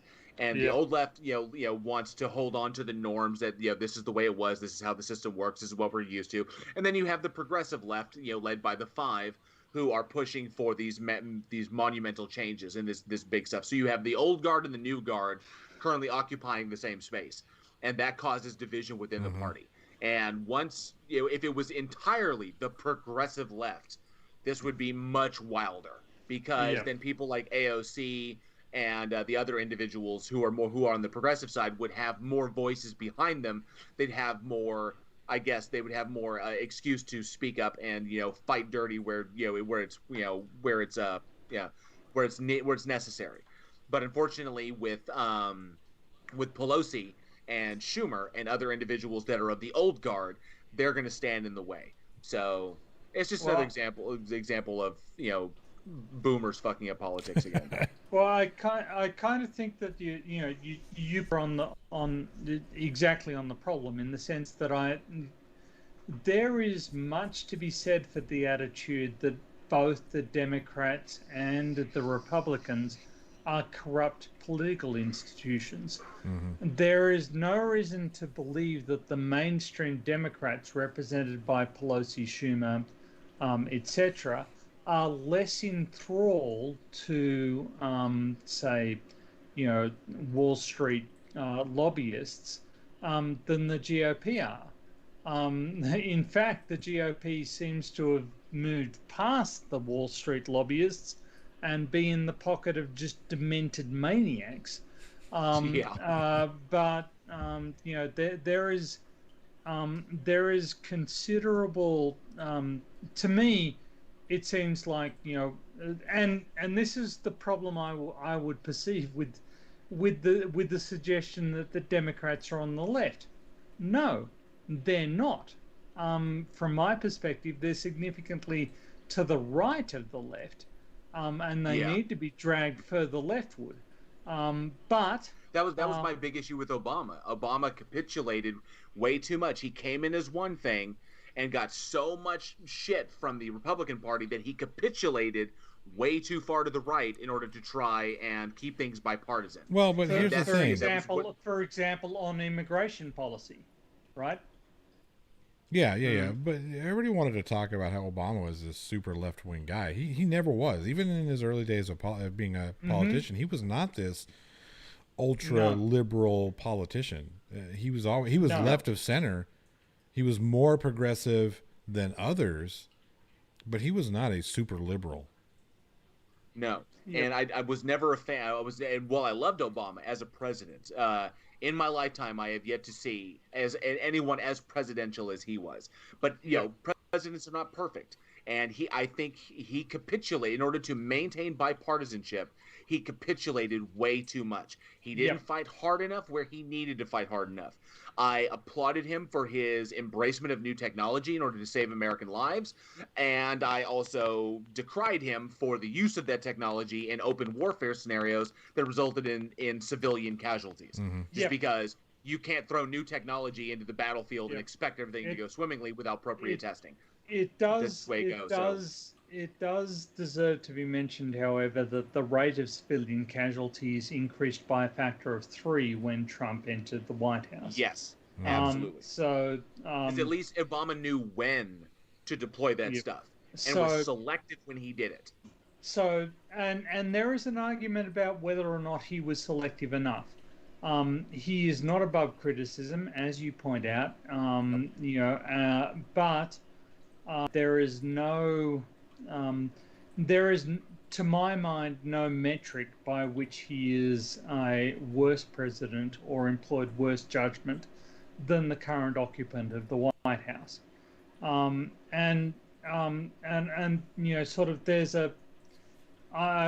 really cannot stress how unfit for public office the current president is. He is just mentally ill in a profound way. And to some extent, it has to be pointed out that almost any candidate for president has to be mentally ill to some extent. They have to be willing to tolerate infringements on their personal lives, and they have to be sufficiently narcissistic and ambitious that they are willing to put themselves forward for this job, where really, looking at that job, you have to go, am I in any way qualified for this job? Any sane human being, I think, would be really intimidated by the job of President of the United States. Yeah, they should be. Johnny, I'm sorry to jump in. I'm actually going to share something with you. I don't know if you can share these on the stream, but I think this, without me hollering, without me going on and on, can you share images? Yeah. Put it in the Skype chat. So just in the chat there. Okay, cool. So I'm sharing 2 things. Tony, continue. I just wanted to make sure that I could do this. So I am reminded of Churchill's statement. Churchill made 2 statements. One, anyone who actively seeks ultimate executive authority shouldn't be trusted with it. And 2, the second quote is, democracy is the absolute worst form of government imaginable, except for all the other ones.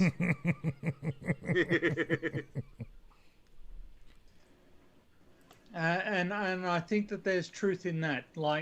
Basically anybody who wants to be a professional politician just shouldn't be trusted. Right?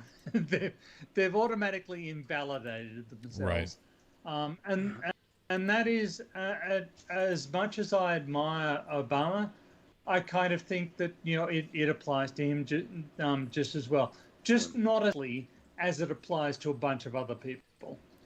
Anyway, those two images I just shared, I think sums up the difference in because pictures speak 1,000 words. So I think those two images that I just shared in the chat, or I shared in the Skype deal, I think that sums it up in very succinctly.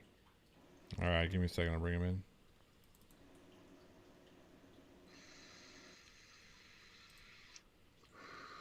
Don't let me. You guys. So many changes. Yeah, so many changes that we need to make. You always try to look for there's so many things that need to happen in so many different fields that we can't ignore them all. But we do. There are specific surgical strikes that have to be made in order to get the ball rolling. Very similar to flat Earth. Flat Earth individuals, they deny hundreds of fields of science in order to suit their narrative, and they cherry pick the things that they can attack, and they're ignoring everything else. Oh well, this one thing. Yeah, well, you ignore like 15 fields of science that went into that one thing that you're talking about, which is ridiculous. Just like politics, we can't ignore all of the little problems, but there are some surgical strikes. A flat Earth surgical strike is the von Braun wheel. That would end this whole thing. The von Braun wheel would end this entire fucking thing. And hopefully that will in 2024, 2025. In politics, the big surgical strikes are ranked choice voting and money out of politics. And it's either by severely curtailing it with the repeal of Citizens United, or hopefully the Wolf Pack being successful in what they're trying to do, and that is a congressional convention in order to shut down money in politics.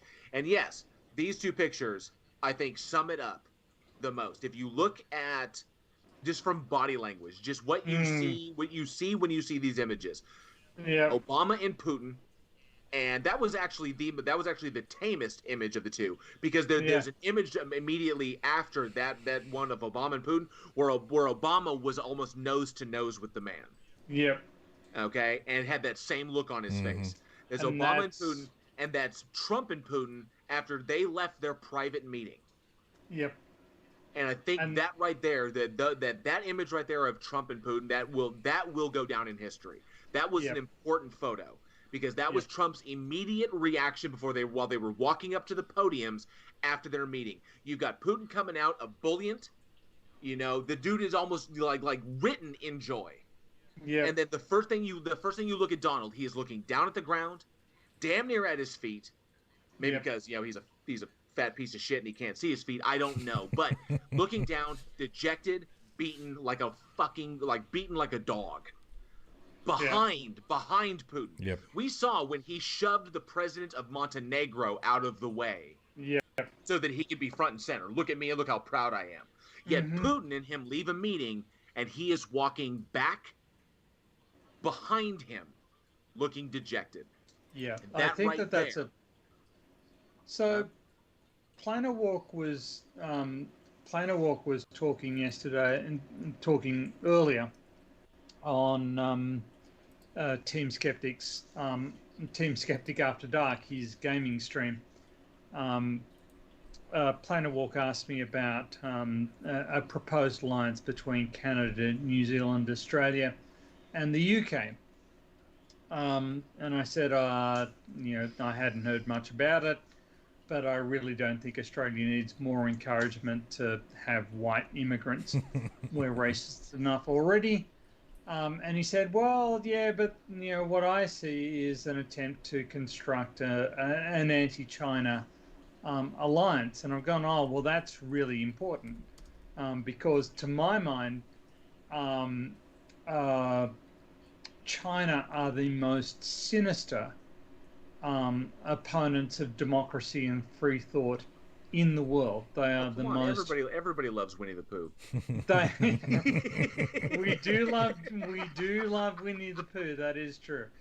God, he hates that so much. He does. He has an incredibly thin skin, and that to me is a symptom, right? Yeah. If you're going to be in charge, if you're going to actually wield power, you shouldn't be that thin-skinned, right? You should actually be able to take that. So, I actually think that Daniel Pratt is one of the most objectionable, noxious, toxic fuckwits on the face of the planet. But when people say you look like Daniel Pratt, you look a lot like Daniel Pratt, you know, yeah, I have to take that on the chin. I do. Like, I admit, I was on the phone. Same thing. I was on the phone when I was driving. I was looking at my image of the phone. I was like, holy fuck, I'm starting to look like Flat Earth Aussie Jesus. Right. Just because of the angle and the beard, and I was like, oh my god, I'm starting to look like that asshole. It's like, well, I love my beard. So who does Johnny look like? Oh shit. Okay, Demon looks like Red Pill Philosophy. You look like Flat Earth Aussie Jesus. I look like Daniel Pratt. Who does Johnny O look like? We need help from I the can't be chat safe here, in this one. I can't be safe. There's got to be somebody. Anyway, my point is more. You've just got to take that sort of thing on the chin and just go, okay, you know what? That's kind of funny. I would prefer not to look like Daniel Pratt because he is a real piece of shit. But I do. What am I going to do about it? Well, the fact that you embraced that it so quickly by grabbing the hoodie and whatnot. Yeah. Because one of the things that sets me aside is Daniel Pratt, is a mouth breather. Like, like this, yes, Dartman is correct. Pratt the village rat. Yep. Pratt the village rat. Apparently, according to Sir Pika, I look more like Big Clive. I don't know who that is. I don't know who that Me is. either. So, yeah, but I mean, it's sort of. Obviously, people are joking with Xi Jinping when they say it looks like Winnie the Pooh. Yes, there's a mildly superficial resemblance there, but people only go with it because you react so negatively towards it. When you have to censor Winnie the Pooh from Yeah. your internet, that is ridiculous. The state censors say Winnie the Pooh is now banned. Yeah. I'm like, what Come the on, fuck, dude? And so you have just demonstrated that you cannot be trusted with the power you have. It would be my result, right? And the point I was trying to make is, China is the more sinister threat because Putin is so cartoonishly fucking evil. Like he's not even sinister.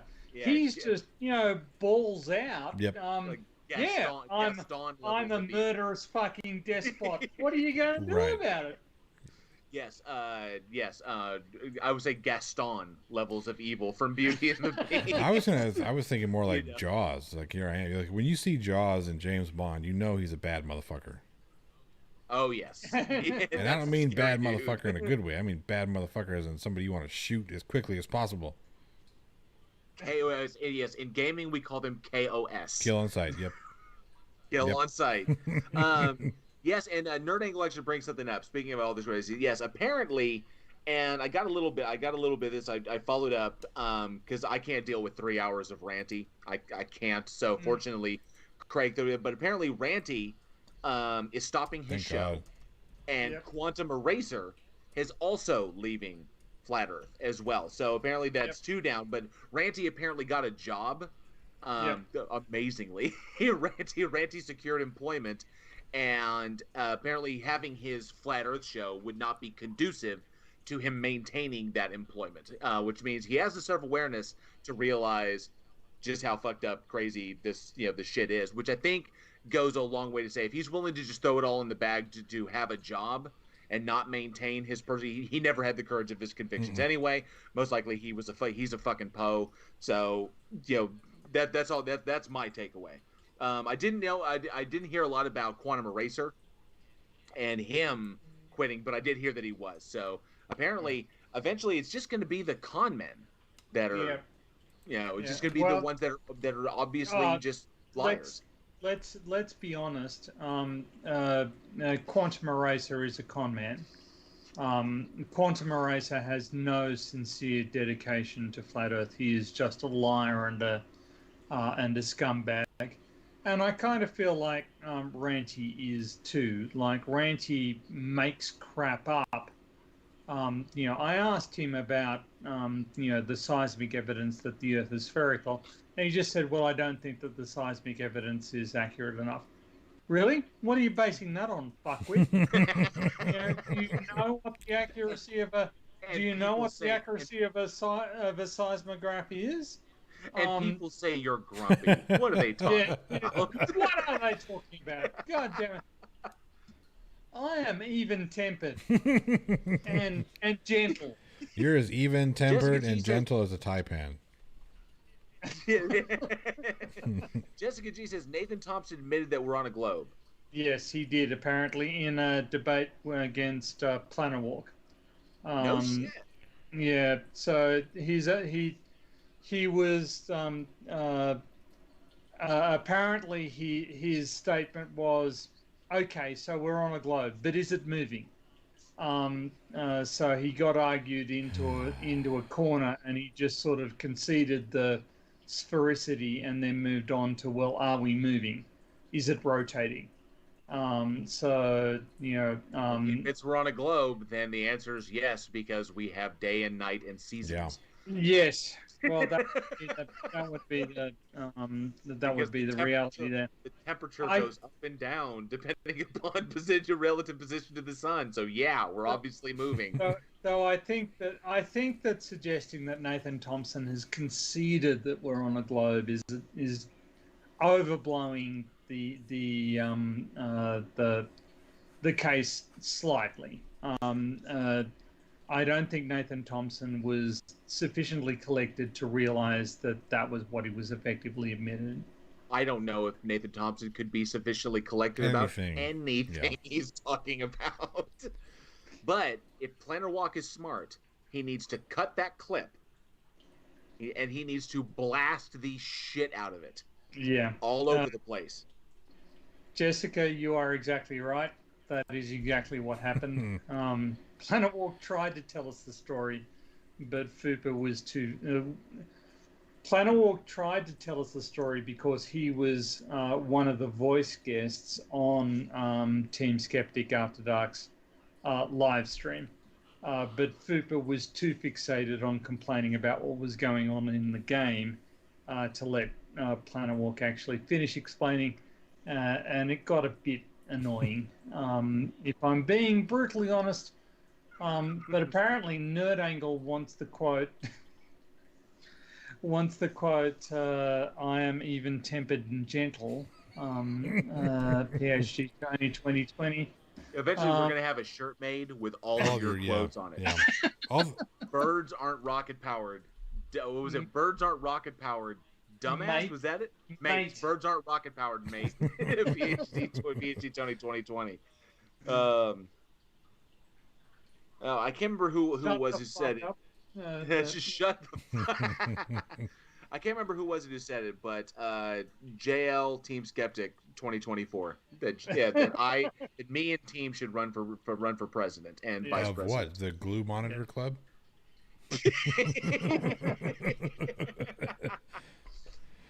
All right. I'd be happy being VP. I really would.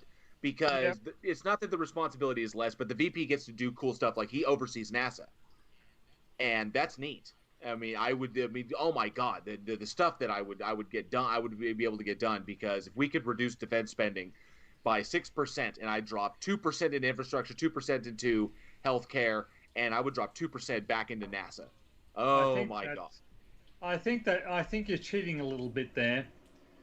Because in order to become president, all you would have to do is ask that they apply a sphygmomanometer, a blood pressure cuff to Team Skeptic's arm, and they'd return a value of 0, and you'd be president. Yeah. You would be. Yep. You're like, no, JL is going to be president because... That's the word. JL is going to be president because fictional characters like Skeletor cannot be vice president. Cannot be president. Yes. All right, man, this has been a fun show. But as PhD Tony has said, it's 1 o'clock over there. It is 1:05 in the morning. It is Monday morning for me. I am in the future. He's in the future. You guys are retrograde, evolutionary. Man. My wife brought this up to me, and I wanted to bring this up. I know we're about to close it out, but this is really, really interesting. There was a report that just came out. I want to cite it. I want to see if I can actually find it. And I think this is really, really cool. And I think because Tony just mentioned the future, and that made me think of time travel.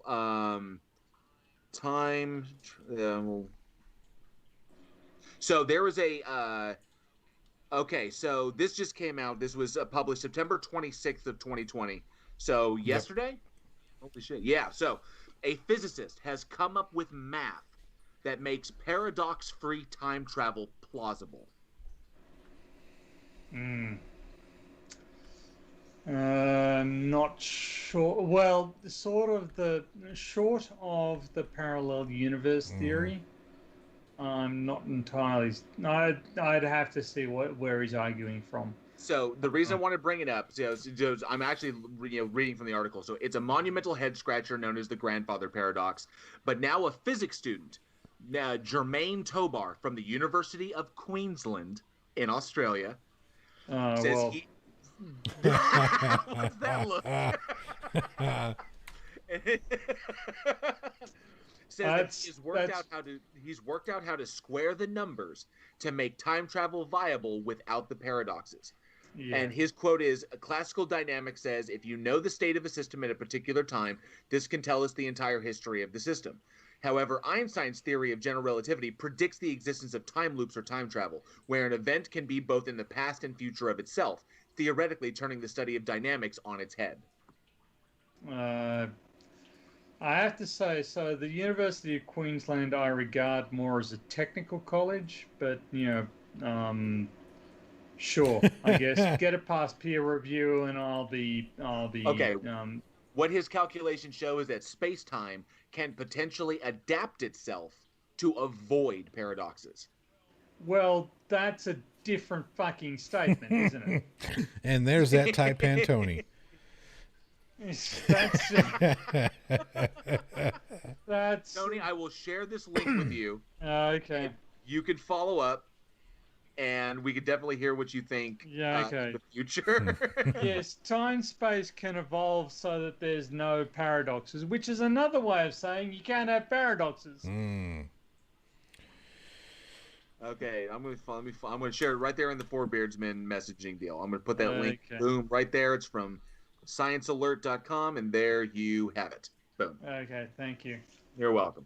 We can explore that next week on University of fucking Queensland. Oh man! I said University of Queensland. His eyes immediately glazed over, like really? Fuck this place. Yep. So this physicist at the Art Institute of Dallas, like, God damn, dude. Yeah, pretty much. That's my reaction. Like, yeah.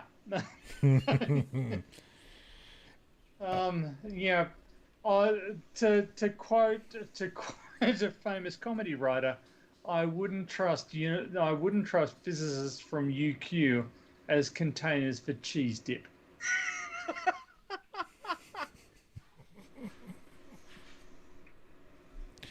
Jessica G says, "Hey, JL shared a story about time travel, but keep in mind he liked Hellraiser 3." You're never gonna leave that. You're never gonna leave that down. Okay, Jessica, there were other films in that franchise that I did not like. Okay, they have a few redeeming qualities here and there, but ultimately I didn't like them. I liked the first 4 films. You're digging yourself deeper into this fucking ditch. Defending yourself is just okay. I disliked it less than I disliked other entries in that franchise. Let me help you out. Let me help you out there, JL. I'm wrong. You're right. Thank you, Jessica G, for correcting me. That's what you say. No, that will die upon. All right, let's take this. And I'm ending it. Let's take these last few minutes to chill out ourselves. Irish Demon, you go first. Awesome. We'll make sure to check that out. JL, what you got coming up? Oh, buddy. Give me. Actually, let Tony go first. I got to pull something up. Okay, Tony, what you got coming up? Okay, so I was supposed to be on Mega Mirror this week, but that got cancelled. And I am working on a video about atmospheric pressure gradients. Nice. More gas pressure. So, yes, gas pressure gradients. So I'm hoping to have that out in the next couple of days. But that's all I've got on my radar. Oh, and I am a shill. Oh, yes. And then next week we're going to be on your channel. Yes, next week we are going to be on my channel. I've linked everybody's channels in the description below, by the way. So make sure you subscribe to all the Beardsmen so you don't miss an episode. Blofeld 20K says to you, PhD Tony, JL just invented pre-sup horror movie critique apologetics. I am going to steal that and fucking run with it. Wait a minute. Mistress Magda says, at the pothole, yeah, cool, I asked first, but ignore the woman with the whip. It's fine. What was the question that I didn't answer that I answered someone else? What did I miss? Because I definitely don't want to ignore the woman with the whip. Is there a 4 Beardsmen Discord? There is. There is? Well, no. Does the 4 Beardsmen have their own Discord that people can be a part of? And the answer to that is no. Right. Yeah. No, not yet. But that is a very good idea. That is something that we should Yes, remedy. I agree. I think we should. Yes, we should have a 4 Beardsmen Discord, and everybody's invited. Everybody, particularly Magda. Yes, especially absolutely, Magda. Yeah. Please don't beat me. Jessica G, you'll be on provisional. Jessica G, you come right in. What I want to say that I'm disappointed because I was actually looking forward to having an end of evening point score, and that hasn't happened. Assume I lost by a lot. That's all you need to do. At this point, I'm so negative. I could mathematically never be positive. You know, it's at this point it's exponential. My loss. So, like the advancements in technology, my losses have reached the singularity. So, all right. So, JL, what you got coming up? Yes. Thank you everybody for coming out. It was I loved doing this. I'm sorry I missed the last one. So glad I was here today. Yeah, I do have a few things coming up. So this we have another episode of Week in Horror dropping for where you like your podcasts. It'll be dropping on Wednesday on YouTube. Our next episode of Week in Horror is going to be the American Horror Story episode. So we'll be looking at that entire series. Really, really looking forward to that one. We'll be doing a breakdown of that instead of movies. We'll be looking at that entire franchise. As far as my personal stuff going on, I have a bunch of stuff in the works. This moving around of my office has made things very, very difficult. I have a video that just needs to be edited so I can actually put it out. It's where I take on Muslim Skeptic and attack him because he thinks he could shut down atheists with one argument, and that's a no. So I put that together, but it's sitting on my computer. I just have not had an opportunity to edit yet because I'm moving stuff around. I also still have to do the original Flat Earth Flyer video, and I came up with and I have another one that I want to attack and it's JM again. JM returns, not the zombie film. JM came out with a deal where he went out to some monument in Montana and ran his mouth about politics, because he's a huge Trump supporter apparently. Okay. And I'm going to make that video, but if you want to read my commentary, now I'm never going to recommend. I don't want to recommend going to watch a JM video. If you do watch it, dislike it. But you can find it. It's on his channel, and he's there looking like a cross between Pirates of the Caribbean and Cool Runnings. And pretty much you can and Hamilton, But if you go and watch that video, my comments on his video are the only comments on there. And you can actually read my running commentary as you're going through the video. Because it was as though I was writing the script while I was watching it. So you can see my running commentary in his video. And I'm going to take that and I'm going to turn it into a video here pretty soon. So look for some more, stuff as soon as I get set up. As soon as I can get this video edited, I'm going to put it out. The reason I mirrored the Irish Demon, my collab with Irish Demon, is because I wasn't able to get the Muslim Skeptic one out. So hopefully I'll get that out soon. But other than that... Master Debaters? Master Debaters returns October 31st, Halloween. Because of the... Now, normally I would have objected to this because Halloween is a big holiday for me. I love engaging with trick-or-treaters, but... Thank you so much, Logalurgy. You have fucked it up for everybody. I don't know if we're going to have any treaters. I will lay candy out, but I probably won't be answering the door. I will lay stuff out. I always give the good stuff. But we will be here October 31st, 8 p.m. On the Plot Holes channel, on this channel. And we will be discussing Halloween. Yeah. Okay. So the Halloween franchise. So... Martianista has joined the stream. Greetings, Martianista. She's very happy to be here for a full Beardsmen. And Jessica G says, "Can we do a 2-hour show on how bad Hellraiser 3 is?" Because okay, I'm sorry. You are never going to leave that. She keeps bringing it up. I'm sorry. If of all the things that you can say about Hellraiser 3. There are two things. Okay, the one redeeming quality: Terry Farrell. Terry Farrell was hot. Terry Farrell is a talented actress. Terry Farrell gave her all in that movie. She did not phone that role in. She worked her ass off, and it was one of those moments where you can tell the actors enjoy being there.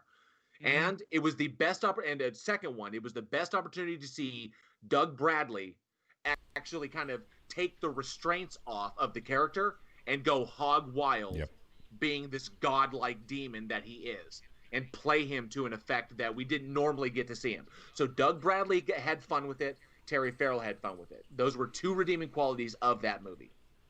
Okay, you say the name Terry Farrell like I should know who she is. Jadzia Dax on DS9. Okay. Oh my God! You haven't seen Star Trek Deep Space Nine? What? You say that? Wow. So I've got things coming up on as the Irish say, we're gonna have to sort this out. What do I have coming up? I've got Unpopular Opinions episode 7 that should be out tomorrow. I still have to record it. I still have to write the unpopular opinions. Let's see what else. I got some collaborations coming up with Hugh Jarse, and might work out one with Schrodinger's cat. I've also got one with Prime Red that's coming out. Prime Red and Johnny O tackle a lady who sees UFOs everywhere. That should be fun. Is this the bird chick? Yeah. The birds are UFOs? That would be my first thought. I think it's the same person, but Gina Marie Colvin Hill. She inverts her pictures to negative, to reveal the UFOs and shit. Yes. Okay. Yeah. I know what you're talking about. I did a video on her. That chick is. She is. I did a video on her a couple of weeks ago, where the sun and the moon are simulators, because she got red little dots on her pictures, also known as flares. Anyway, so that'll be coming out. I'm not sure when we're going to do that one. I know I wanted to get it out last week, but Prime Red had his video that he released on Bible Man. So if you get a chance and you want to be able to have an excuse to smash your face against a wall out of sheer just disbelief, that's a video to watch over on Prime Red's channel. It was freaking hilarious. It really is funny. It's a good one. I now understand where James Gunn got the inspiration for the Holy Avenger in Super. Okay. Because I know PhD, you probably haven't seen Super. It was an earlier James Gunn film before he got Guardians of the Galaxy. Is that the one with what's her face from Juno? Yes, with Ellen Page and Page. Rainn Wilson. Okay. Rainn Wilson It's becomes a something. homegrown. It's something I've often wanted to see, but I haven't. It's really, really good. Yeah, And Rainn that's Wilson what I plays hear. Rainn Wilson plays a superhero in that, and he's inspired by this show called The Holy Avenger. And the Holy Avenger is a biblical superhero who like fires holy energy. I'm not 100% sure, but it's played by Nathan Fillion to fantastic effect. It's so brilliant what he does in that. And I can see, because Bible Man predates that. I was like, now I see where James Gunn got this. So anyway, that's what I've got coming up on the plot hole. And of course, every Friday night, Jeremy's back, so we get to have some fun with the original Plot Hole podcast crew. Yeah, that's what I've got going on. That dude is funny. He brings out the worst. He does. We've got Flat Derp in the chat who deserves a shout out. Nerd Angle has been diligently sharing our individual channels, and deserves a thank you. Yes, absolutely, very much. And check out his podcast, The Raven and the Wolf.